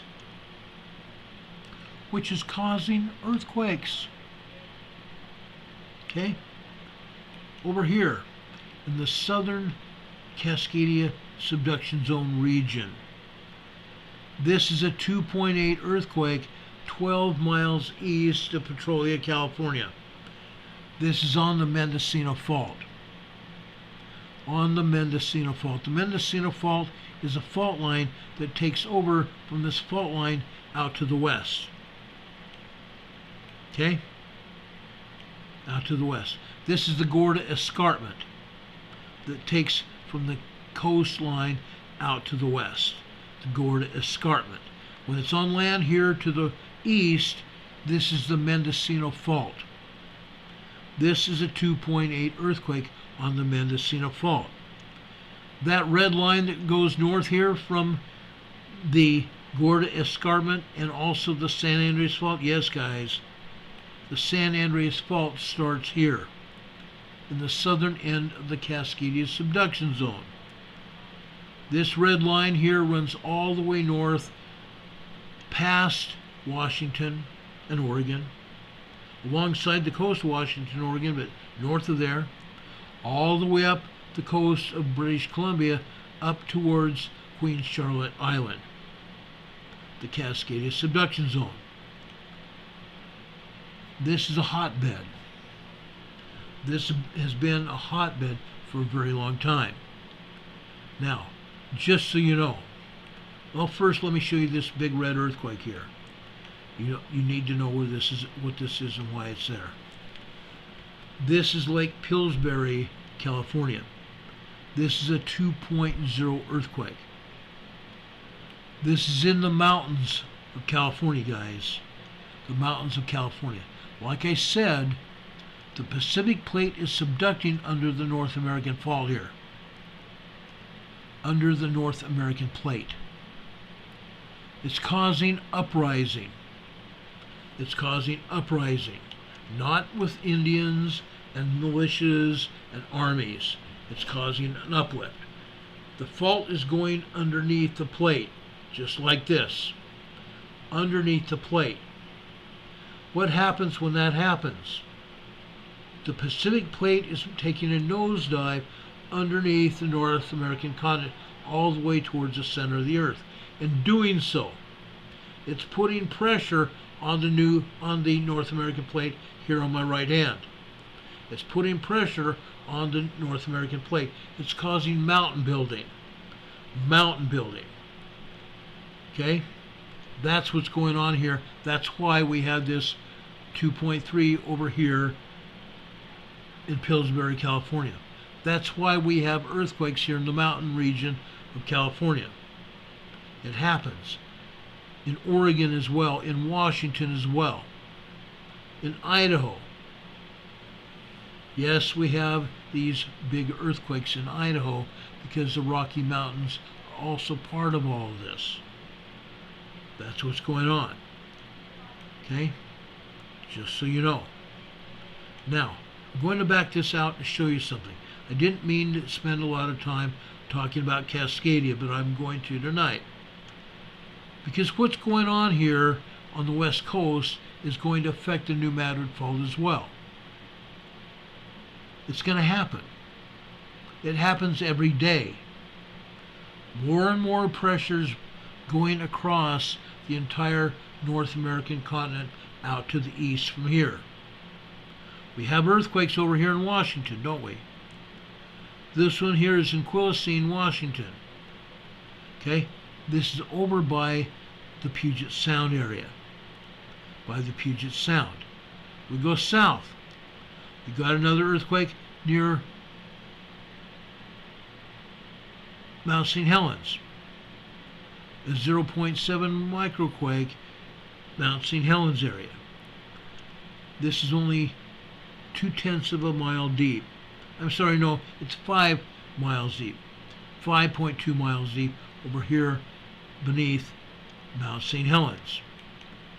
This, folks, is another one here at Mount St. Helens here. This other one here, which is north of Mount St. Helens, this is in the foothills of Mount St. Helens. It's going to happen. That earthquake, that microquake there is related to what is going on at Mount St. Helens. This earthquake I just highlighted is a 1.6 tremor right down the throat of Mount St. Helens, the volcano. Again, volcanoes will not exist without what? Subduction. The North American Plate is subducting underneath, or actually, I'm sorry, the Pacific Plate is subducting under the North American Plate. That's why we have volcanoes. And I'll go into volcanoes more another time. All this seismic energy is building up. We're going to have a major earthquake here very soon. Again, I don't think it's going to go much more than 5 or 10 years, and it's going to happen. Scientists are saying sometime in the next 50. I don't think it's going to go that long. I don't. The last while, we've been talking about earthquakes all up and down this entire Cascadia subduction zone south of Queen Charlotte Island here. Earthquakes, 5.0s here. 3 years ago, we had 4 7.0 earthquakes right here. 4 7.0 earthquakes just northwest of Vancouver, British Columbia. Vancouver Island, British Columbia. 4 7.0s on the 24th of December, 3 years ago. At the time, we thought that this might trigger the Cascadia earthquake. The major Cascadia earthquake that's going to be anywhere from 8.0 to 9.0, 10.0. Yes, this will be a major earthquake here, doing major damage up and down the fault line. The Cascadia earthquake, the Cascadia megathrust earthquake, will be felt all the way up here in Alaska. That red earthquake here in Alaska, that's a 3.0 up here, not in Petersburg, Alaska. This is over here in Denali National Park. USGS has it 39 miles north of Petersville, Alaska. They're lying their frickin' teeth off. This is up over on the north side of Mount McKinley. A 3.0 earthquake today at Mount McKinley, just north of Mount McKinley today. Denali National Park. It has nothing to do with Petersville, Alaska. Don't let USGS lie to us about the location of earthquakes. They're full of crap. USGS, eat my shorts. You doggone frickin' liars. I'm tired of it, guys. I'm fed up with it.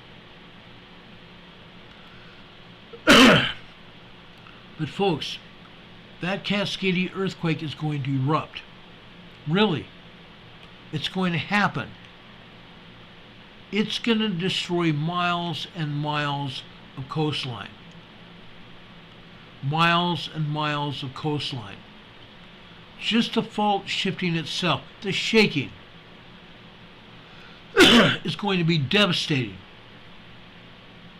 Probably anywhere from 1,500 to 2,000 people will be killed in the area of Seattle alone.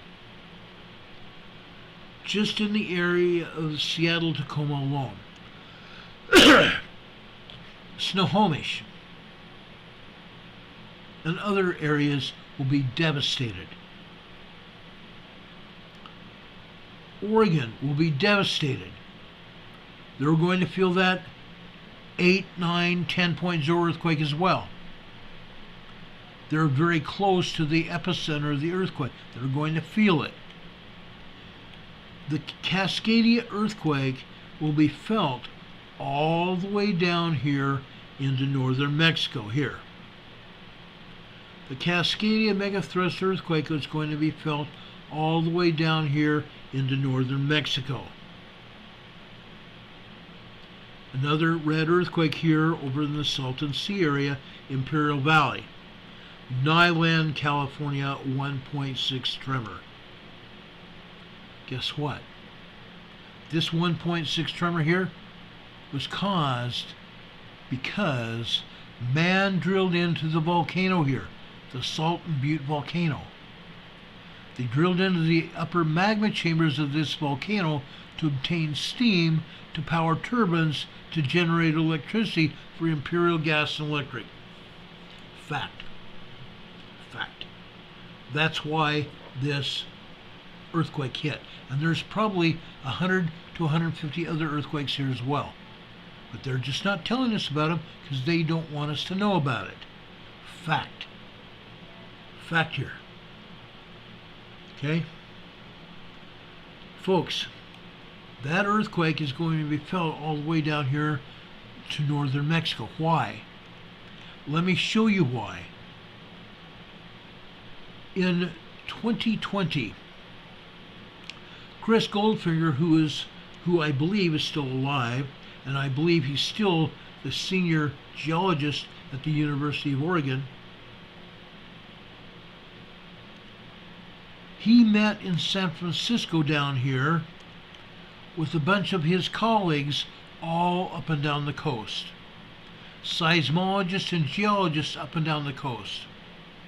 And guess what?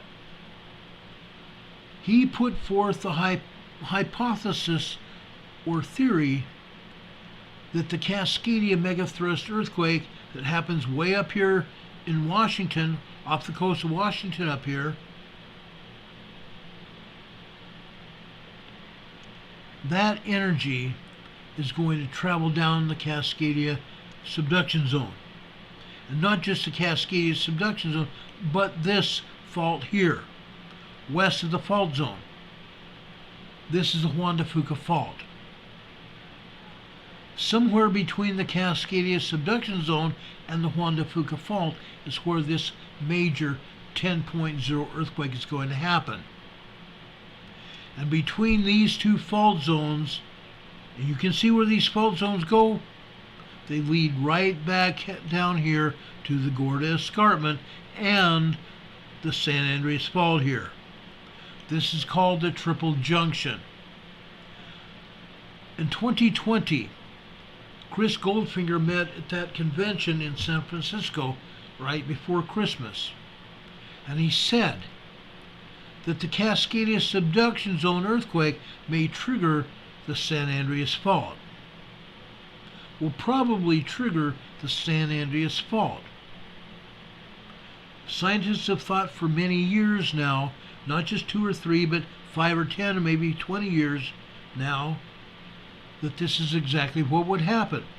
Chris Goldfinger has a lot of information to prove it. Evidence.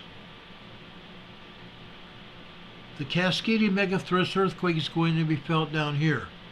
Probably not a 10.0 felt. By that time it reaches here, it's probably going to be at least an 8.0 earthquake or larger. 8.0 shaking, very major earthquake here. It's going to go all the way down through California here. See the San Andreas Fault? How it travels down the coastline along the coast here? Past the geysers. See all those earthquakes there? Those are the geysers. A geothermal area where man has drilled into the upper magma chambers of the Clear Lake volcano that you see there, just to the north of there, pulling steam out of the Clear Lake volcano to power turbines to generate electricity over in the geysers geothermal plant. 80 different boilers there, 80 different turbines there that are generating electricity over there for 4 different energy conglomerates, including Pacific Gas and Electric and Rocky Mountain Power. Again, the Cascadia shaking is going to be felt all the way down here. San Francisco. You guys are also going to feel this shaking, and people are going to die here and be injured as well as further north. That major shaking is going to kill a lot of people and destroy property here as well. Going all the way down the coast here, the San Andreas Fault continues. It goes just east of Monterey Bay. Major property damage and injuries and possible fatalities down here. And I'm not saying possible, there are going to be fatalities down here in the Monterey Bay area.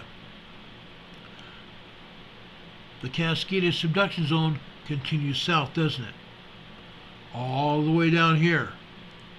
This is Chalome, California. This is a 1.3 tremor. To the north up here, you see some earthquakes? This is Tres Pinos. Tres Pinos. 2.5 years ago, we had a 5.1 here that it happened during rush hour in the afternoon, about 4 o'clock in the afternoon, disabling highways, knocking out a gas refinery in Tres Pinos, causing a major fire.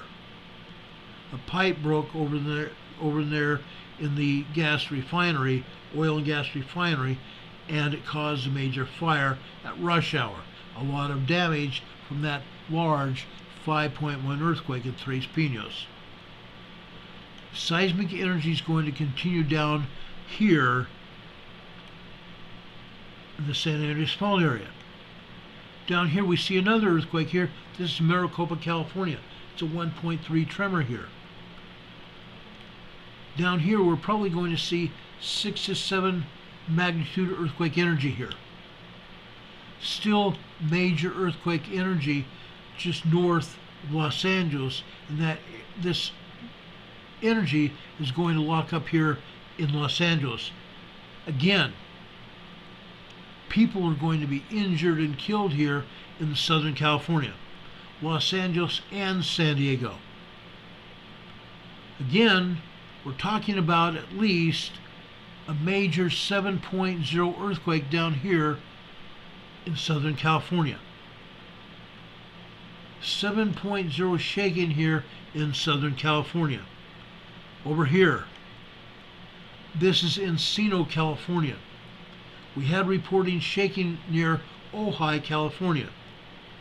This is Encino, near Ojai, a 2.0 earthquake here today. That's along the coastline just north of LA. East of LA here in Fontana. This was a 1.3 tremor alongside the San Andreas Fault. The San Andreas Fault is going to trigger this whole area all the way down here in the northern Mexico when it hits. And folks, it's not just going to be that. The seismic energy is going to filter its way east as well. Over in Yellowstone, the Cascadia megathrust earthquake over here is going to be felt here. Very strong earthquake, probably a major 7.0 earthquake here. Why am I saying that? Yellowstone has seen a 7.0, 7.1 earthquake here before, 1959. 1959 here in Yellowstone, just west of West Yellowstone. West Yellowstone Lake is right here. Over here we're talking about Hebgen Lake. This is Hebgen Lake. This here was the location of a 7.1 earthquake in 1959. It did not, I repeat, it did not set off the Yellowstone volcano. But again, we've got a major earthquake hitting the west coast over by Washington. It's going to be felt across the entire continent, Yellowstone included. Okay? It's going to it's going to completely go across the Rocky Mountains. Idaho and Utah, Montana and Wyoming are going to feel it. Not just that, New Mexico and Arizona are going to feel it as well. Nevada is going to feel it. North and South Dakota, Nebraska, Oklahoma, Texas is going to feel it. It's going to continue to go across the entire United States over here past Minnesota. By the time it gets to Minnesota, the shaking is probably going to be felt like a 5.0 or larger by the time it hits Minnesota and Michigan and Wisconsin. It's going to be felt all the way over here to the East Coast. We've been told that when it last shook, church bells in D.C. rang. The last time this earthquake hit up off of Washington coast, it rang church bells here in Washington, D.C. There will be major shaking going on up and down the entire west and east coast, up and down through Canada as well. The United States is not going to be the only place it's going to hit. Canada is going to be felt as well. Now the bad thing about that, when that earthquake hits, It's going to generate a tsunami within 15 to 20 minutes after it hits. The tsunami is going to go around, up and down the entire coast of North America as well, and down into Mexico. It's going to be felt, the tsunami is going to hit Alaska. It's going to hit down here in Hawaii. The last time it hit Washington, the tsunami came across the entire Pacific and hit here in Japan. The people in Japan kept great records. They know when that tsunami hit. They know when that earthquake hit. The records are very plain and simple. The tsunami will be felt all the way over here. Just to the north of Hokkaido, Japan here, in the Kuril Islands, this is a 4.5 moderate earthquake here in the Kuril Islands. 69 miles deep. 69 miles deep in the Kuril Islands, just north of Hokkaido, Japan. And folks, USGS is not reporting any earthquakes in Japan. They're full of crap. There are earthquakes here in Japan that happened today. That happened today. Down here in the islands of the Pacific Ocean, the Loyalty Islands today. Southeast of the Loyalty Islands, we had a large 5.6 earthquake. A very large 5.6 earthquake hit here. No tsunami at all. It takes at least a 6.0 to a 6.5 earthquake to cause a tsunami of any kind, no matter how small. Another earthquake over here. This, folks, is what they call the Kermadec Islands. The Kermadec Islands north of New Zealand. This is a 5.2 large earthquake that occurred down here. They don't show any other earthquakes down here in New Zealand, but there are. Don't let them lie to you. There's plenty of earthquakes down here in New Zealand as well. Most of them minor 2.5, 2.6, 2.7, and 3.0 earthquakes in New Zealand. There's no earthquakes I know of here in Australia, but however, look here in New Zealand, and not in New Zealand, I'm sorry, Indonesia and the Philippines. There are earthquakes here that they're not reporting. Why? Because USGS is too damn sorry for themselves. They can't get their heads out of their butts to report what's going on here. There's at least 30 earthquakes here between Indonesia and the Philippines today. At least 30 earthquakes here that they should be reporting. Reportable earthquakes. Reportable earthquakes. Let's go over here. Folks, this is in southern Iran. This is another pretty large 5.4 earthquake. 5.4 destructive earthquake here in southern Iran. This is only 6.2 miles deep, 10 kilometers deep. Okay? North of there. Northeast of there. This is Turkmenistan. Turkmenistan. This is north of Afghanistan. This is a 4.6 moderate earthquake here. There are also other earthquakes here that they're not telling us about. Over here. Okay? This is southern Greece. Southern Greece. They're reporting a 4.4 earthquake here, a moderate 4.4. This is 60 miles deep. What they're not saying is there's another 30 earthquakes here in Greece. 30 plus earthquakes here in Greece. They're not telling us about. They're not telling us about. Why not? Because they're stupid. Over here in Turkey, Syria area, there's still earthquakes hitting here. Aftershocks of the 8.0, 9.0 earthquake that happened here earlier this year. Turkey's still getting hit. The entire country of Turkey is getting hit. They're not reporting any earthquakes here. Why not? Because they're too stupid.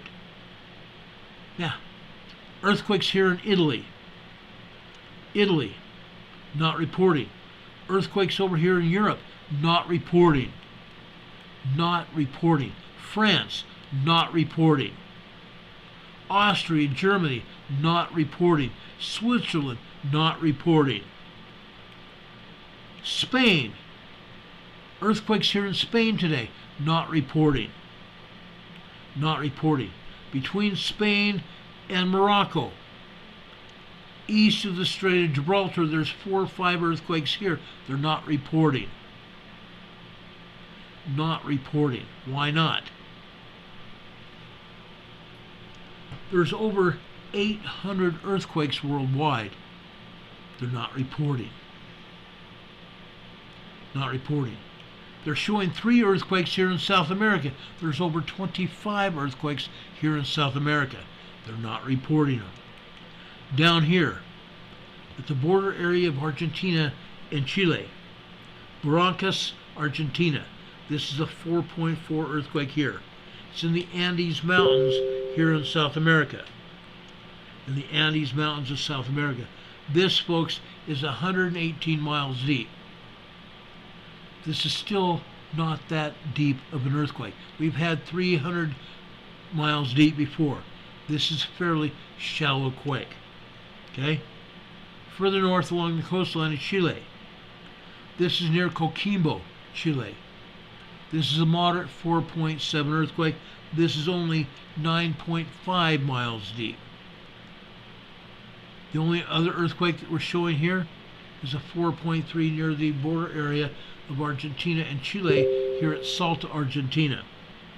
4.2 here. This is 120 miles deep. Like I said, there's about 30 earthquakes here, 25 to 30 earthquakes here in South America that they're not telling us about. They're showing 1 earthquake over here in Central America. They're full of crap. They're full of crap. This is just off the coast of El Salvador here. This is a 4.3 earthquake here. This is 39 miles deep. A 4.3 moderate earthquake, 39 miles deep. Folks, there's probably 10 earthquakes here in South America along the Cocos Plate. The Cocos Plate. The Cocos Plate. Again, there's subduction going on here, guys. There's subduction going on here. Southern Mexico, there are earthquakes here they're not reporting. Stupidity. Stupidity. They're reporting 1 earthquake up here in northern Mexico. Just north of Baja California, or not Baja California, north of the Gulf of California here. This is a 2.7 near Alberto Oviedo Mota. Alberto Oviedo Mota. Why am I pronouncing it that way? Because I used to speak Spanish at one point in time. Richard Smith is reporting another 2.2 in Spain. Like I said, USGS is too stupid to report it. Okay? Unreal. U.S. Army retired, thank you for being here. We appreciate you being here. U.S. Army retired here in the chat says, Ron, thanks for alerting us over the years. May Jesus Christ protect you. Thank you so much. May God protect all of us, guys. U.S. Army retired, thank you so much for that. We appreciate your support. We appreciate you being here. Tell everybody about our channel. Everybody needs to know about it. Okay, now we're going over 2 hours. I did not mean for it to go so long tonight. All this is important. Why did we have this earthquake down here near Alberto Oviedo Mota, northern Mexico? The pneumatic fault. The pneumatic fault comes down here. It goes down here into the Gulf of California. Look at that. It goes all the way down here and it goes into southern Mexico. It goes all the way down here through the Gulf of California down into southern Mexico here along the coastline. Look at that. Isn't that wild? Isn't that wild? That is why The Cascadia megathrust earthquake is going to be felt all the way down here in Southern California into northern Mexico. The fault lines, guys. The fault lines. Does anybody have any questions before we get out of here tonight? Does anybody have any questions about what we've talked about tonight? I know I've covered a lot of information here.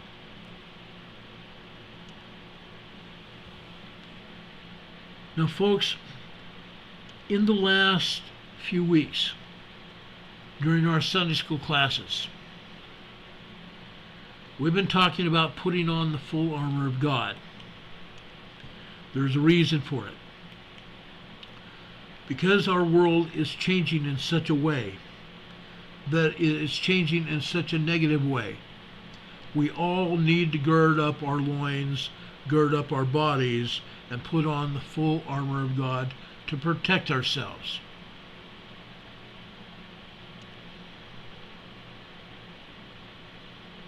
To protect ourselves. I want to tell you about putting on the full armor of God, because this week I'm going to talk more about emergency preparedness. I'm going to be talking about spiritual preparedness as well. Why do we need to talk about putting on the full armor of God? We are surrounded by a world that operates on hard facts. The spiritual side of life seems so unreal. In this age of megabytes and cellular phones, yet its existence, our world's existence, is very much a reality. The Apostle Paul wrote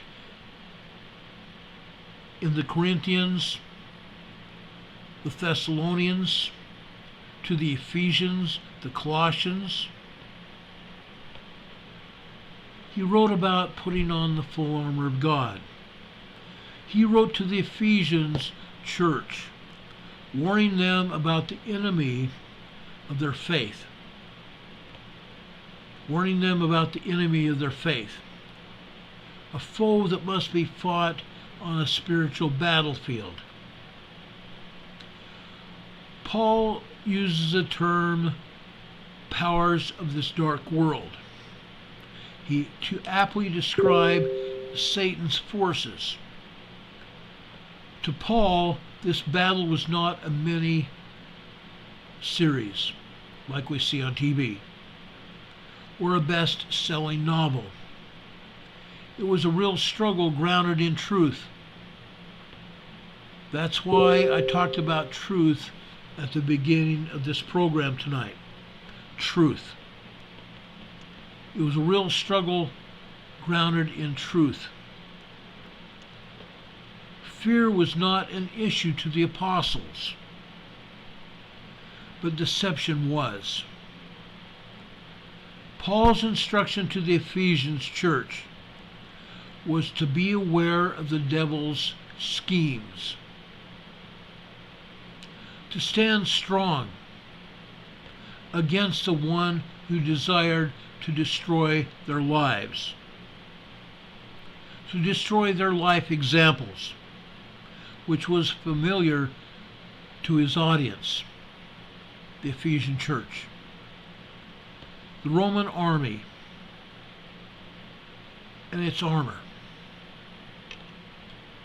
That's why the Apostle Paul talked about putting on the full armor of God to protect ourselves from the enemy, Satan.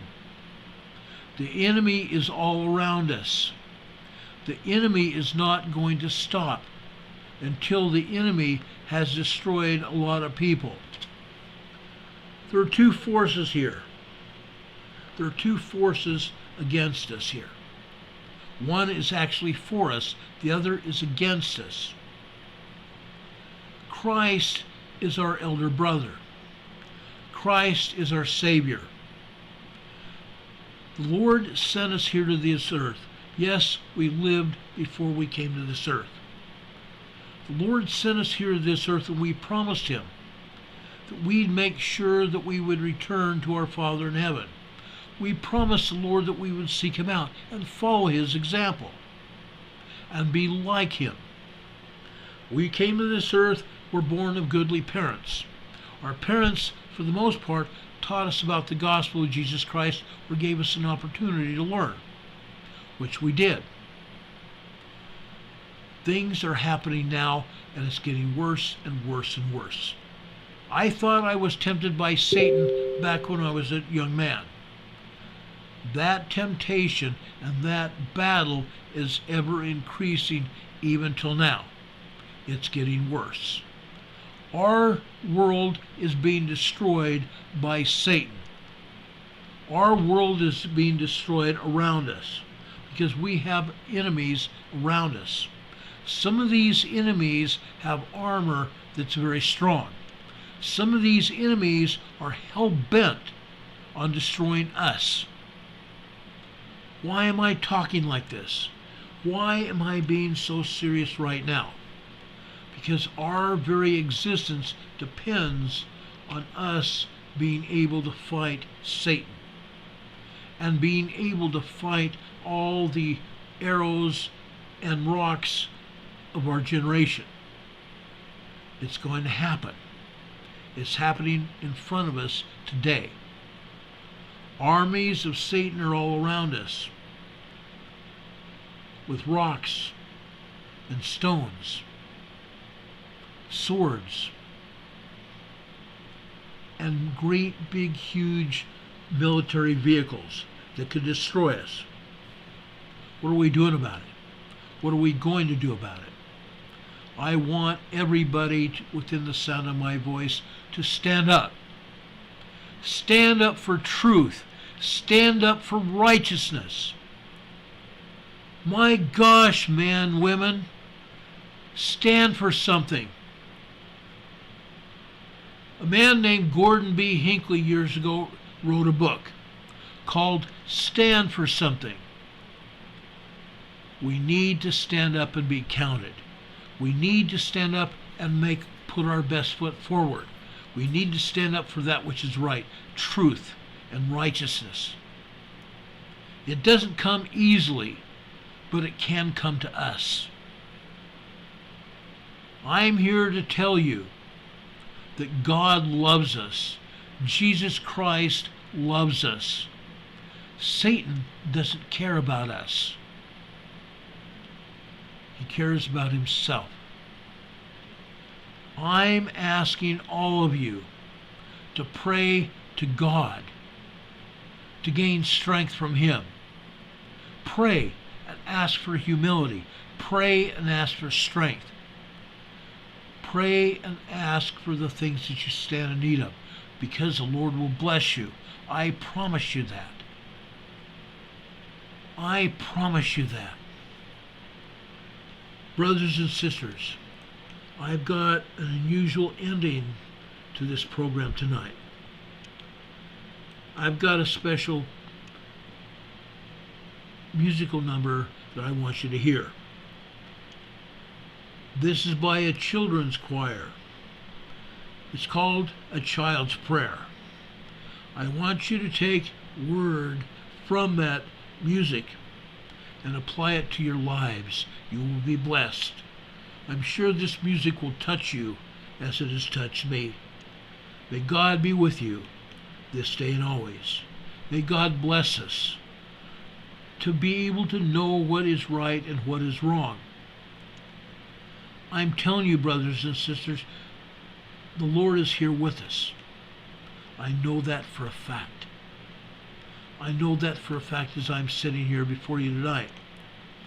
The Lord wants to bless us. It's only by us being here today and doing what the Lord wants us to do that we'll be blessed and get through what's going to happen to us. Brothers and sisters, I have a testimony of this. I know it's true. God be with you till we meet again. Have a great night, folks. We will see you on the other side. This is the children's choir. Have a great night. We'll see you on the other side.